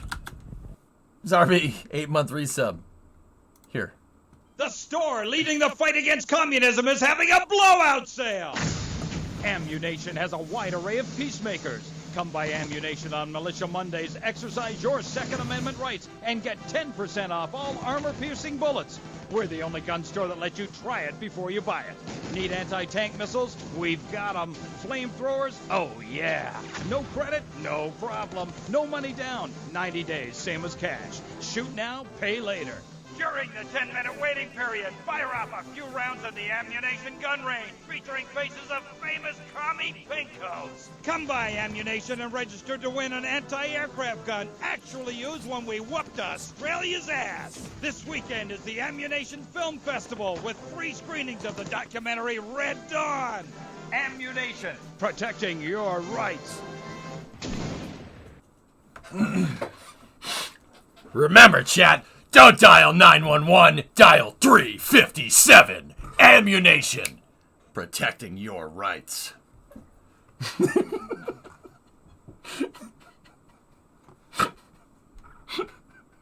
So bad. But it's pretty good, man. I thought the thumbnail of the stream being the ISS. Is there a video of the leak? Nah. Haven't seen anything, Ivan. I don't think there was any video of it. But we did just get finished talking about it.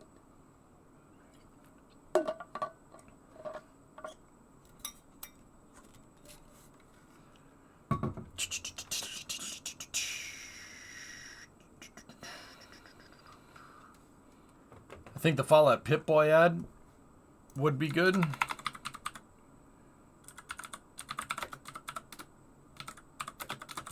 Yeah, there's another one that's good, but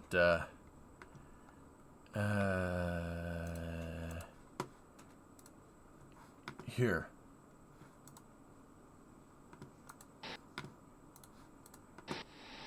Are you tired of your current job? Looking for something new and exciting?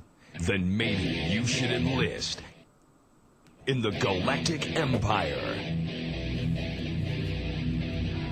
The Empire spans 1,000 star systems and employs people in every field you can imagine. Join the elite Stormtroopers Corps, the most feared and well-equipped fighting force in the known galaxy. Can't see a thing in this helmet. I can barely move my arms. You stop already. They wouldn't have us wear this if it wasn't for our own protection. Well, you told Lord Vader it doesn't work. Stormtroopers take pride in being the best trained fighting force in the galaxy.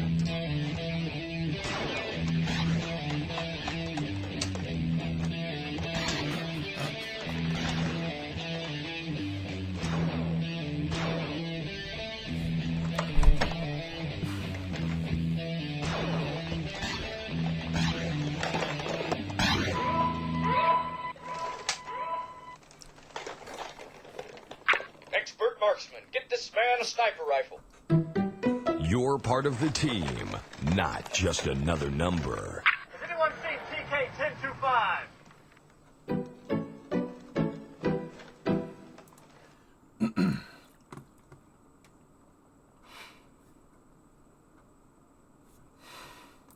That's a really old video, but an oldie but a goodie. I'll link it up in chat if you want to see more of that. Are you tired of your current job? Want to do something a little more exciting? Then maybe you should enlist in the Galactic Empire. There's actually a pretty awesome part here.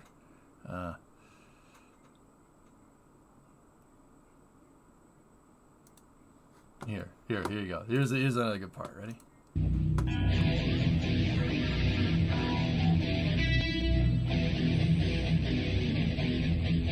Join the Imperial Navy, where advancement is swift. For those with a desire to lead.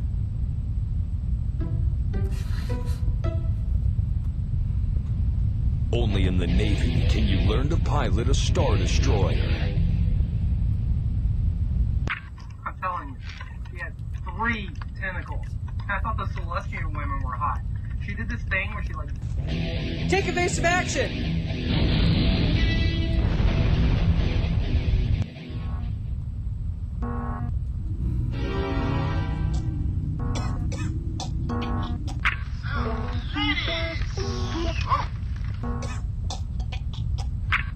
Never mind.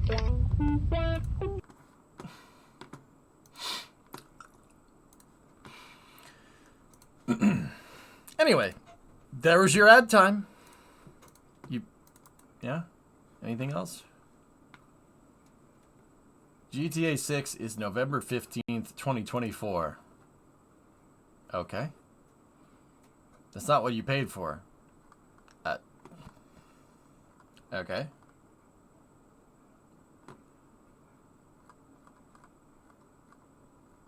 What did you pay for these? Because, you know.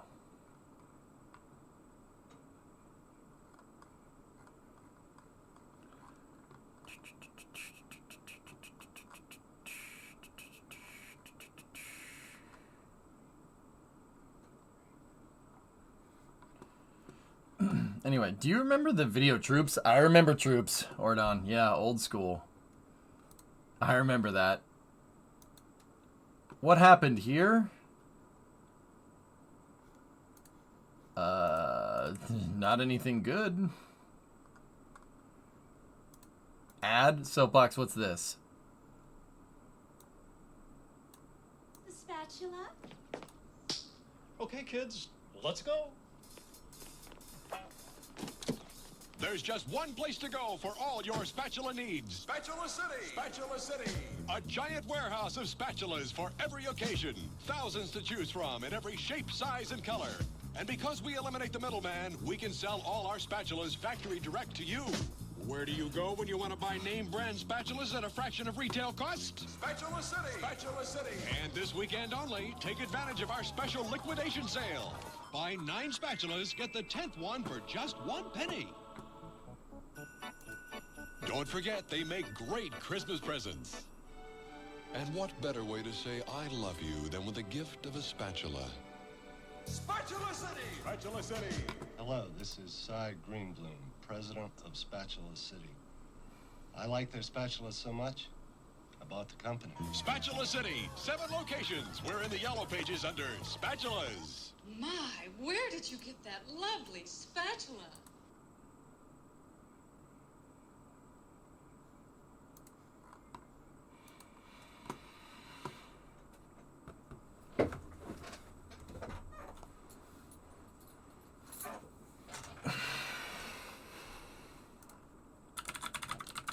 I need a palate cleanser real quick.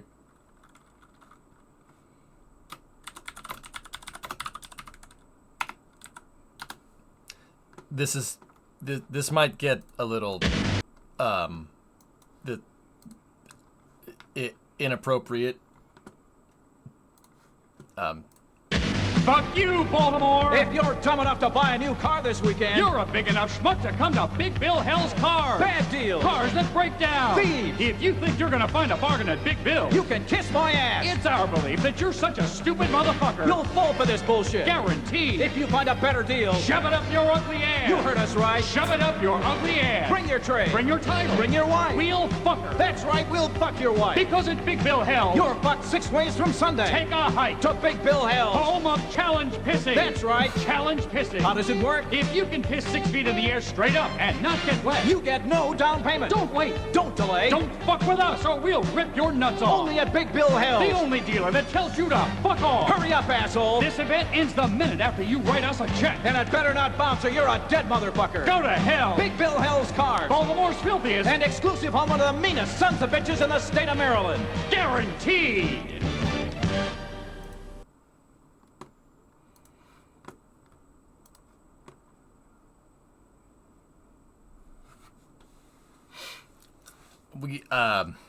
That it turns out that may have had some inappropriate language in it. That was a year's worth of bad language. All right. I thought it was ad time. It was ad time. That was that. It randomly popped up.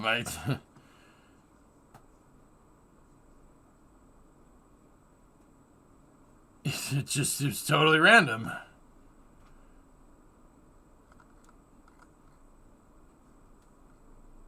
It's very weird. Do you have an ad of the shuttle taking off? I mean, yeah.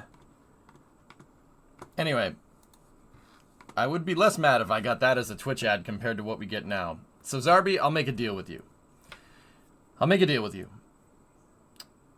I haven't won the Powerball yet, but if I do, I will run an ad campaign on Twitch that's just Big Bill Hells. Yep. And ammunition. Yeah. Yeah, I'll just do that. In the hopes that, you know, when a pre-roll ad comes up, it's just that. Is that fair? Is that fair? Because you know they can't turn down the cash.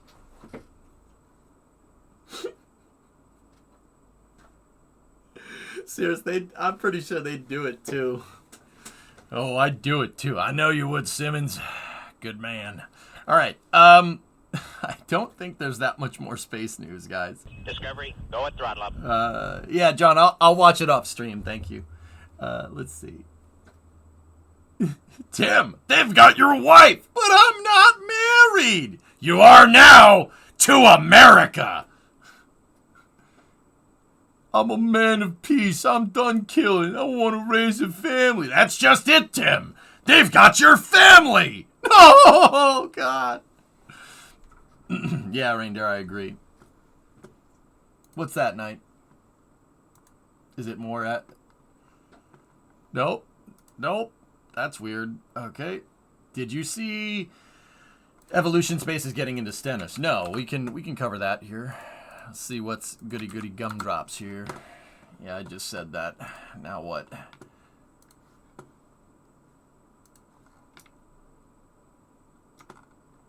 All right, this is a Jeff Faust article over at Space News. Evolution Space, a startup developing solid rocket motors, has signed an agreement to establish production and testing operations at NASA's Stennis Space Center. The company announced October 10th that it has reached an agreement with Stennis and set up a production facility at the former Mississippi Army ammunition plant, which Stennis acquired in 2011 after its deactivation by the U.S. Army. The Mississippi Army ammunition plant? That's near Stennis? Evolution Space expects to start up production of solid rocket motors there in the second quarter of 2024 at what will be called the Minor Scale Propulsion Center. The company will also test those motors at Stennis' E3 test complex. The agreement includes support for future expansion.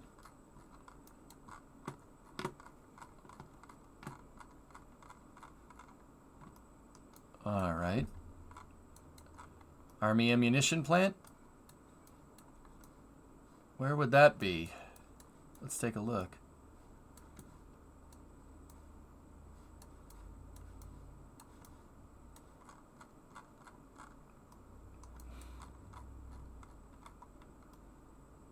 Oh, probably not that.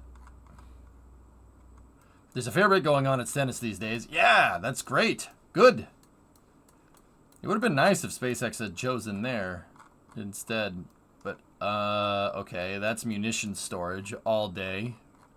So, munitions storage might be near a munitions plant? No. Unless the munitions plant is just built into Stennis. Maybe that's it right there. Yeah, I'm going to go ahead and say that that's probably it. So we're going to get test stands here.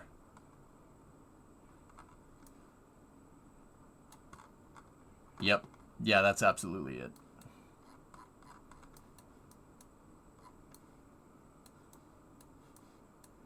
Look at all the train tracks.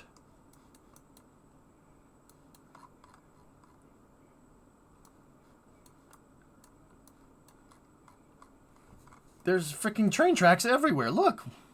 Look at all of them. No. The reason why I know that this is I think that this is a munitions plant is because of all the tracks. They're probably loading up ammunition and sending them out on the trains, if I had to guess. And there's the munitions storage area over there. Interesting. And it's also very much like near Stennis. So that, you know, probably has something to do with it.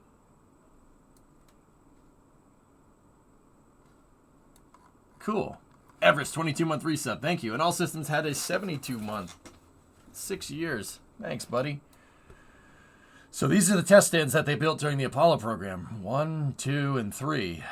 Right there. I mean, amongst other things. This test stand looks to be like it's going to be up here somewhere, though. I'm already on a list there. I've been on a list for years, dude. Don't worry about it. Don't worry about it. But yeah, these are all rocket test stands. There's one. There's one. There's another one.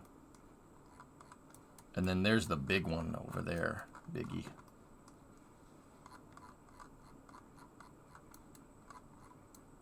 Pretty cool.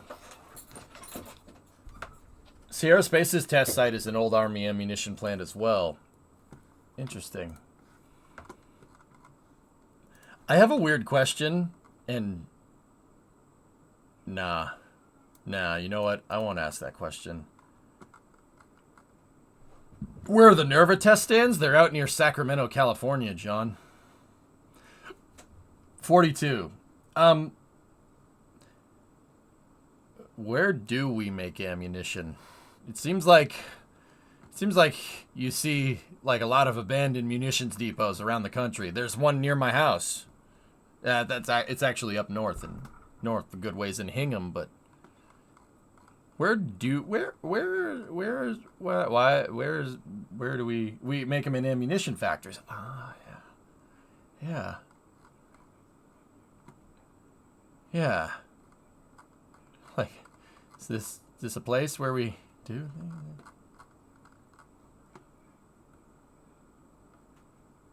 Yeah, did we do we switched to concentrated industry, which actually brings me to another bit of news. There's a Hearts of Iron expansion coming out that allows you to just industrialize and sell weapons to everybody. You could literally just be an arms dealer.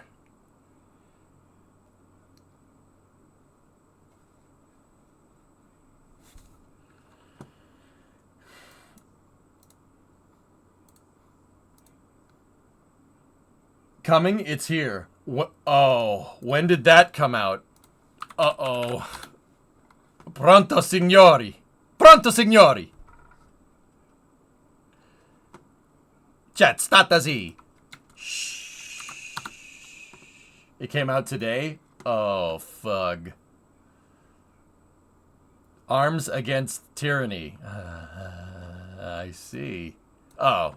Oh, if that's it, Aqualex, that's been gone for a long freaking time, dude.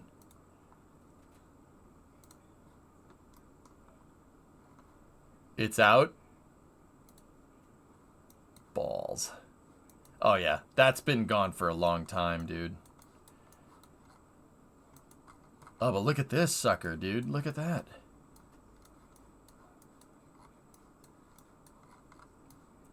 Dude, everything is accessible by rail. All this infrastructure was built with trains, accessible by rail, man. Why don't you use it? Ah. Blah, blah, blah. They closed it about a decade back. Got it. I personally think replacing SLS for the record is stupid, but thoughts on this design?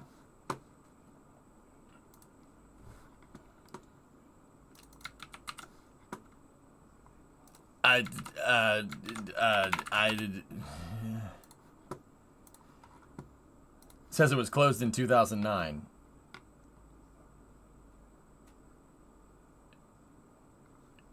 Falcon Heavy Raptor Stein Centaur 5.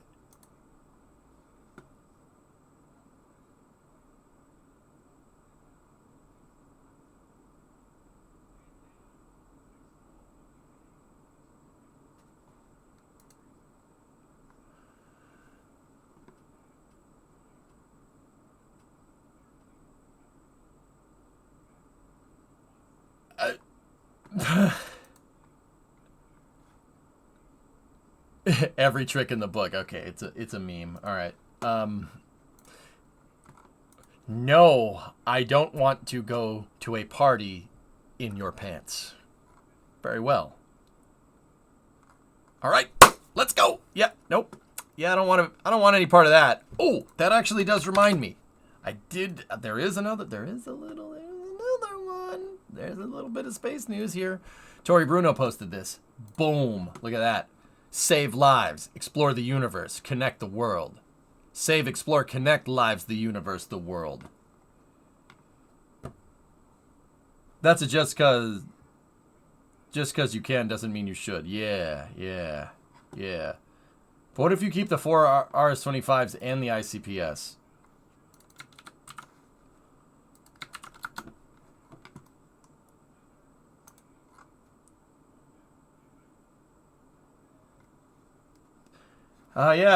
Yeah, Thomas, here. Let me put this in my, really important place where I put really important things. Here, ready?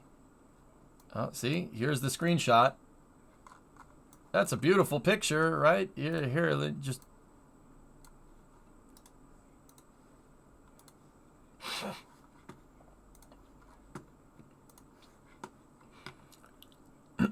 Anyway, moving on. A centaur. Oh, 5-meter centaur, man.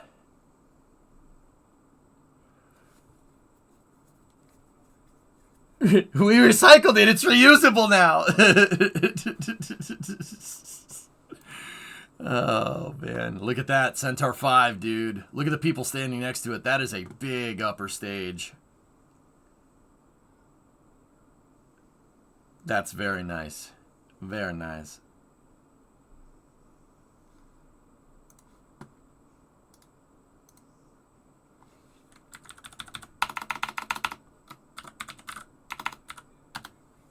There you go. Yes. So this is the Centaur 5 rolling out of ULA's production facility. That thing actually looks pretty damn finished. What are those balls on the rocket engines? Actually, fuel is not stored there. Those are ullage propellants and whatnot. It's okay. We still have direct. This is not. No, this is terrible. Why would you look at this and say yes? This is what I want. Why would you do that? Who looks at this and says, "Yeah, I want this"? Comparatively to SLS, why would you want this?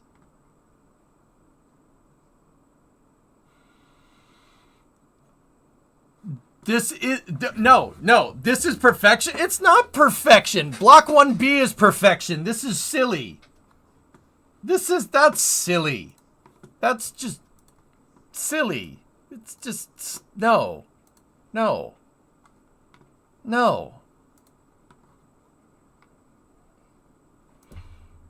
That's silly. It's silly.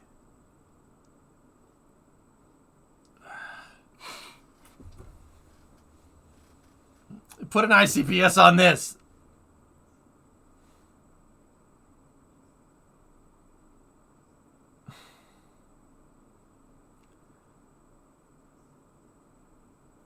Put an EUS on it?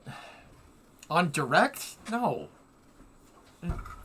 So are we going to get Hearts of Iron for After Hours? I don't know. I wasn't really planning on playing it. Is Artemis 3 the first Block 1B? No, I have an Artemis 4. 4. How's the back doing? I'm alright, 619. I just had a back spasm, but it's back to not hurting now, so that's good. I'm just looking at these RGV pictures from Irma Atalano here for RGV. Look at that. Woo! 2 megabays. Look at that. Star Factory, man. Cool.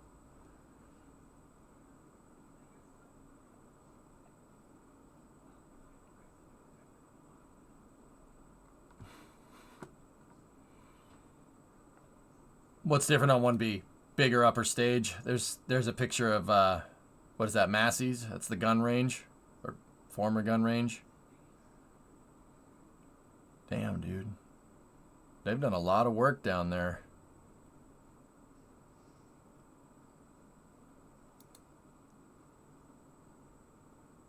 Yeah, it's still out on the suborbital pad. What are they doing? Yo, wait a minute. They're grading more terrain out there. What's that about? Hang on a second here. What is that island? It's a gun range where they do ship testing, but that's all paved. Asphalt. Ah, okay. They're just making a parking lot. Yeah, it's asphalt. It's just a parking lot. Because if it was anything, because what do we know about infrastructure? If it was carrying anything industrial, so anything that was really super freaking heavy, it'd be concrete. Asphalt is just a parking lot.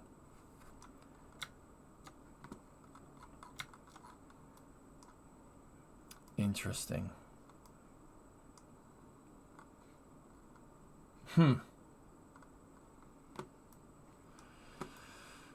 Okay. Well, that's coming from RGV. Let's go scrub around and see if NSF has some good stuff on there.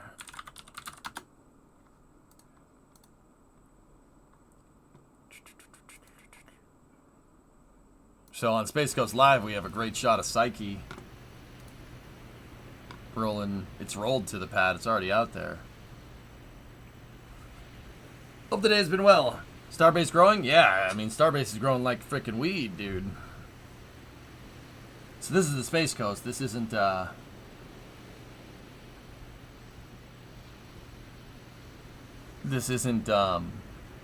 Starbase. Maybe it's a rocket parking lot. Nodders. Nodders. There are now 6 stacked ships in Starbase, all tiled. Cool. Look at that. There's a Falcon 9 that's in port. That's a picture of the VEB. This is 39A, that's 39B. 39B still has the ML out there.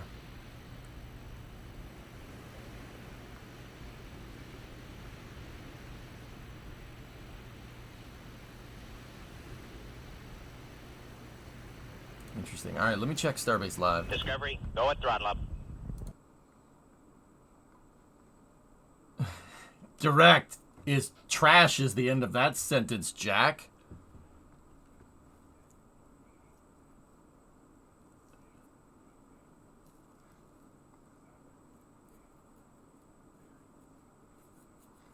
Did we cover the more than meets the eye thing? Yeah, we did that. We covered that in SF flyover video. Why would you choose direct over SLS? NASA chose SLS over direct because direct is stupid. Yeah, there, I said it. Here, let's check Starbase Live. There just happened to be a bird chirping right when we clicked on it.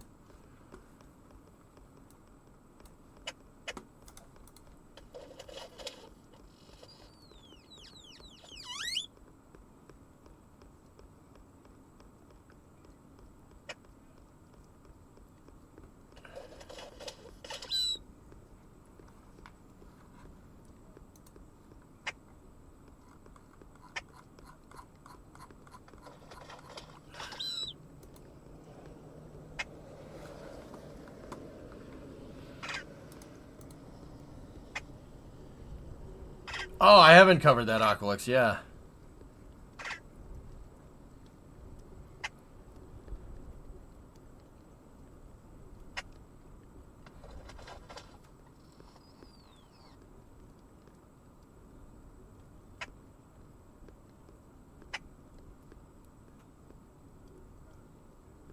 Burb.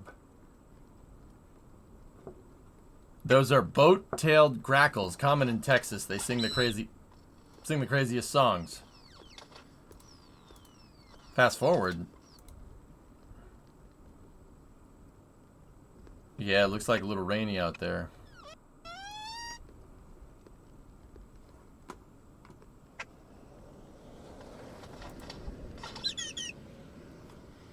Should we tell someone about this, or...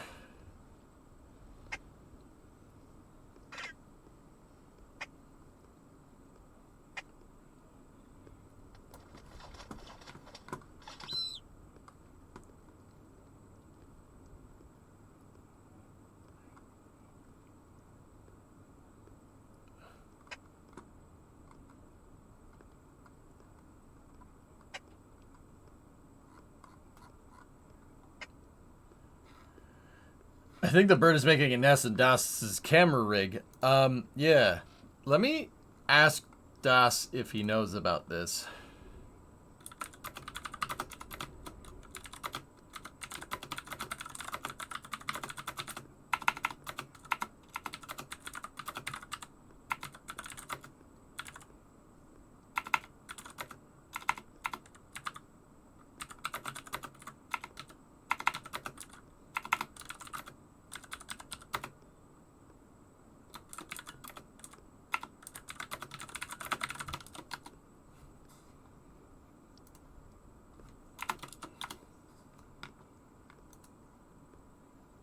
Yeah, okay. There we go. Commentary by Burb.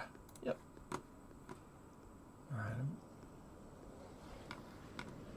Alright. He knows about it.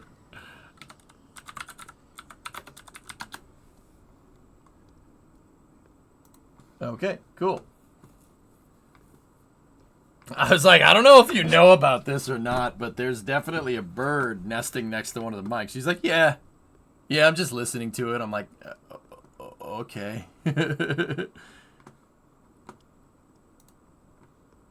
This is what they sound like.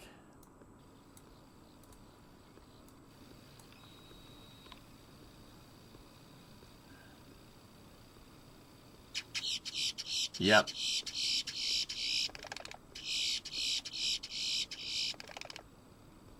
That's not a noise that I expect to come from an animal, but all right. Yeah, exactly, Thomas, right?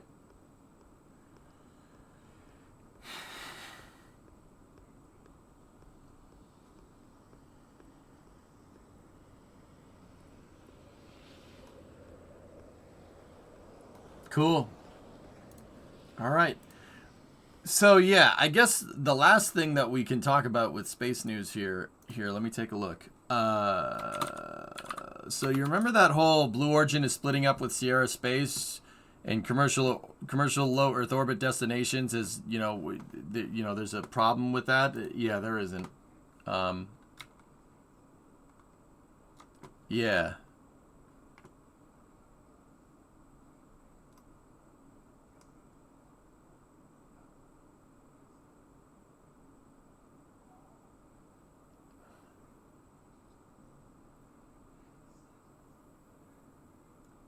Those are gear noises coming from the birds. They're actually drones. Yeah. So Blue Origin says, we're fully committed to working with NASA to ensure a continued human presence in low Earth orbit. Sierra Space is a big part of this effort and continues to provide deliverables for our NASA CLD Phase 1 contract. We're all in on CLD Phase 2.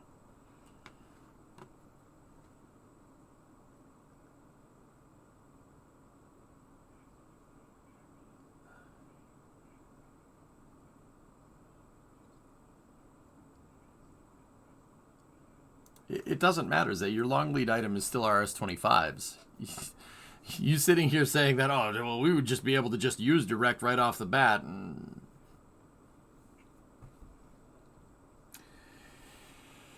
I don't know, man. All right, Antari, see you, buddy. Have a good night. So, yeah, there was... I'm so sleep deprived. Shh. You're the one that's making a lot of noise. Damn, son. So yeah, there was speculation that Sierra and Blue had split for commercial low Earth orbit destinations, and they haven't. So, Why would they remove Sierra from the official renders, though? Probably just bad timing, yeah. Is there any plan for a successor to the ISS? Not a direct successor, Ivan. NASA's Commercial Low Earth Orbit Destinations program is what I'm talking about, yeah.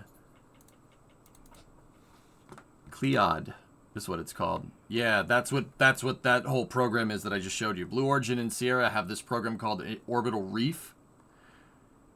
Orbital Reef is kind of a commercial space station, a commercially operated space station that NASA can farm out science experiments to. That's what the successor to the ISS is.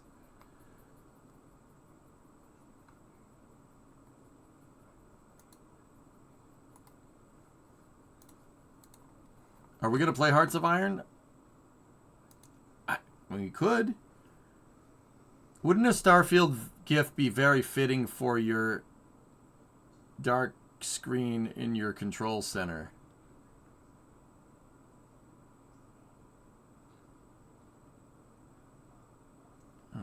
In other words, Luton Airport is shut down as fire rages through the car park. That is fire. The one on the right. I didn't have any plans on doing that, Everest, but maybe we could. You guys really want to play Hearts, huh? You want to play that new Hearts? Is it an expansion or what? I don't know if opening up this can of worms is a good idea right now. I don't know if opening up this can of worms is a good idea.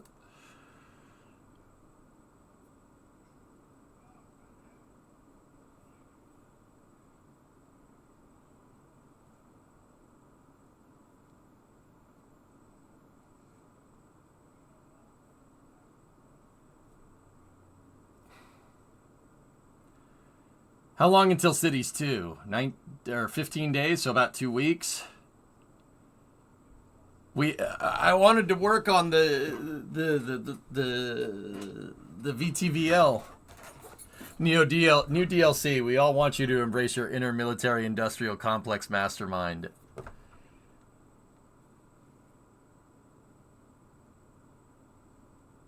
Do you think Starship will launch this month? No. I was guessing third week in September, Liam, until the Fish and Wildlife Service said decided that they needed to weigh in on Starship's environmental impact, even though there was specific legislation written in 2018 to make sure that the FAA has jurisdiction over the environmental impact. But yeah, now the Fish and Wildlife Service has to do that assessment too. Starship's probably not going to launch for a little bit, dude. You brought it up, so it's your fault.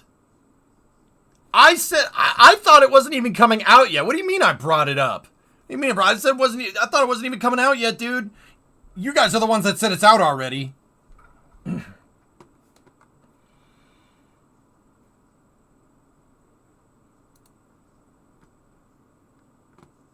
You could mix KSP CS2 and CS2 when CS2 is out. Yeah, that's what we'll do. Yeah.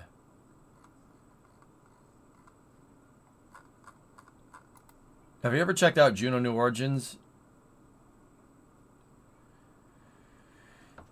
I've played it, Xeon, yeah. I've played it. I haven't played it on stream. I'm fine with just playing Kerbal 1, dude. I don't know what that's regarding, John, and I don't want to know.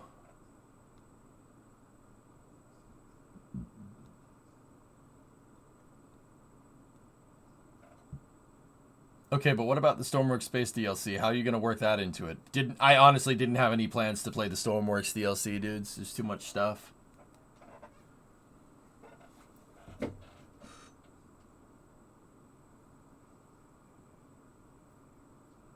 Oh, that leak. Oh, yeah, the coolant leak. Yeah, we talked about that. Yeah. Mm-hmm. They shut off the attachable radiator. That's it. We haven't heard anything else since. Yeah, I thought you meant something different, John. Sorry about that. I was like, I don't know what that means. Yeah, all good, man. Yeah, so that, John, the quick synopsis of this is that extra radiator, the backup radiator, was actually launched on a space shuttle, believe it or not.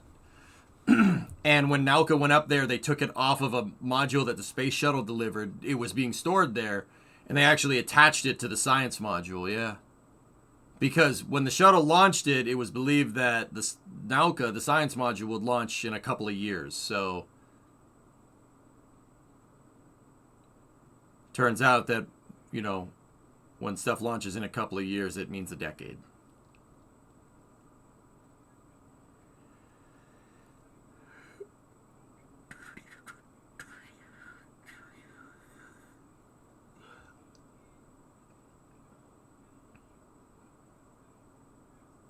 Time to do one game per day. Oh my god, dudes.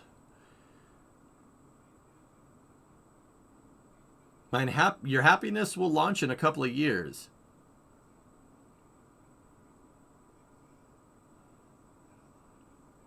I mean, if you guys want to see Hearts, I kind of had to plan to play more Kerbal. I kind of want to play more Kerbal. But, I mean, we could do that tomorrow.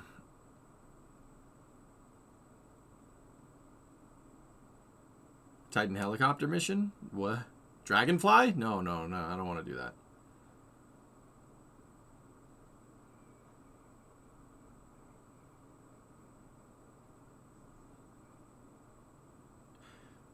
Here's my problem. If we play Hearts right now, I'm going to get locked in and we're going to end up playing it for a very long period of time. And I have to get up in the morning. I have to get up in the morning because I have to drive in the city again. I don't like always doing this. It's really annoying, but yeah, if you start Hearts of Iron, you'll be stuck on it for a month. That's what I'm kind of worried about. But then again, you know, maybe that's not a bad thing.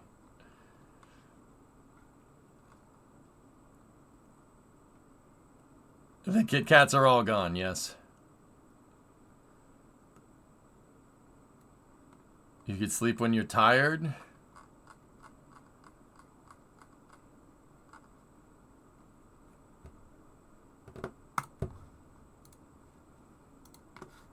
Why are you guys doing this to me? All right. No, I shouldn't. Oh my god. So tomorrow's stream is starting at 3 then. What's Hearts of Iron? It's Risk, only in a game. It's a grand strategy game that takes place during World War II. And they just added a new feature to it where you can be an arms dealer. And I kind of... Alright, fine. We'll do it. We'll do it. We'll do it only because I feel guilty about not being here yesterday, okay?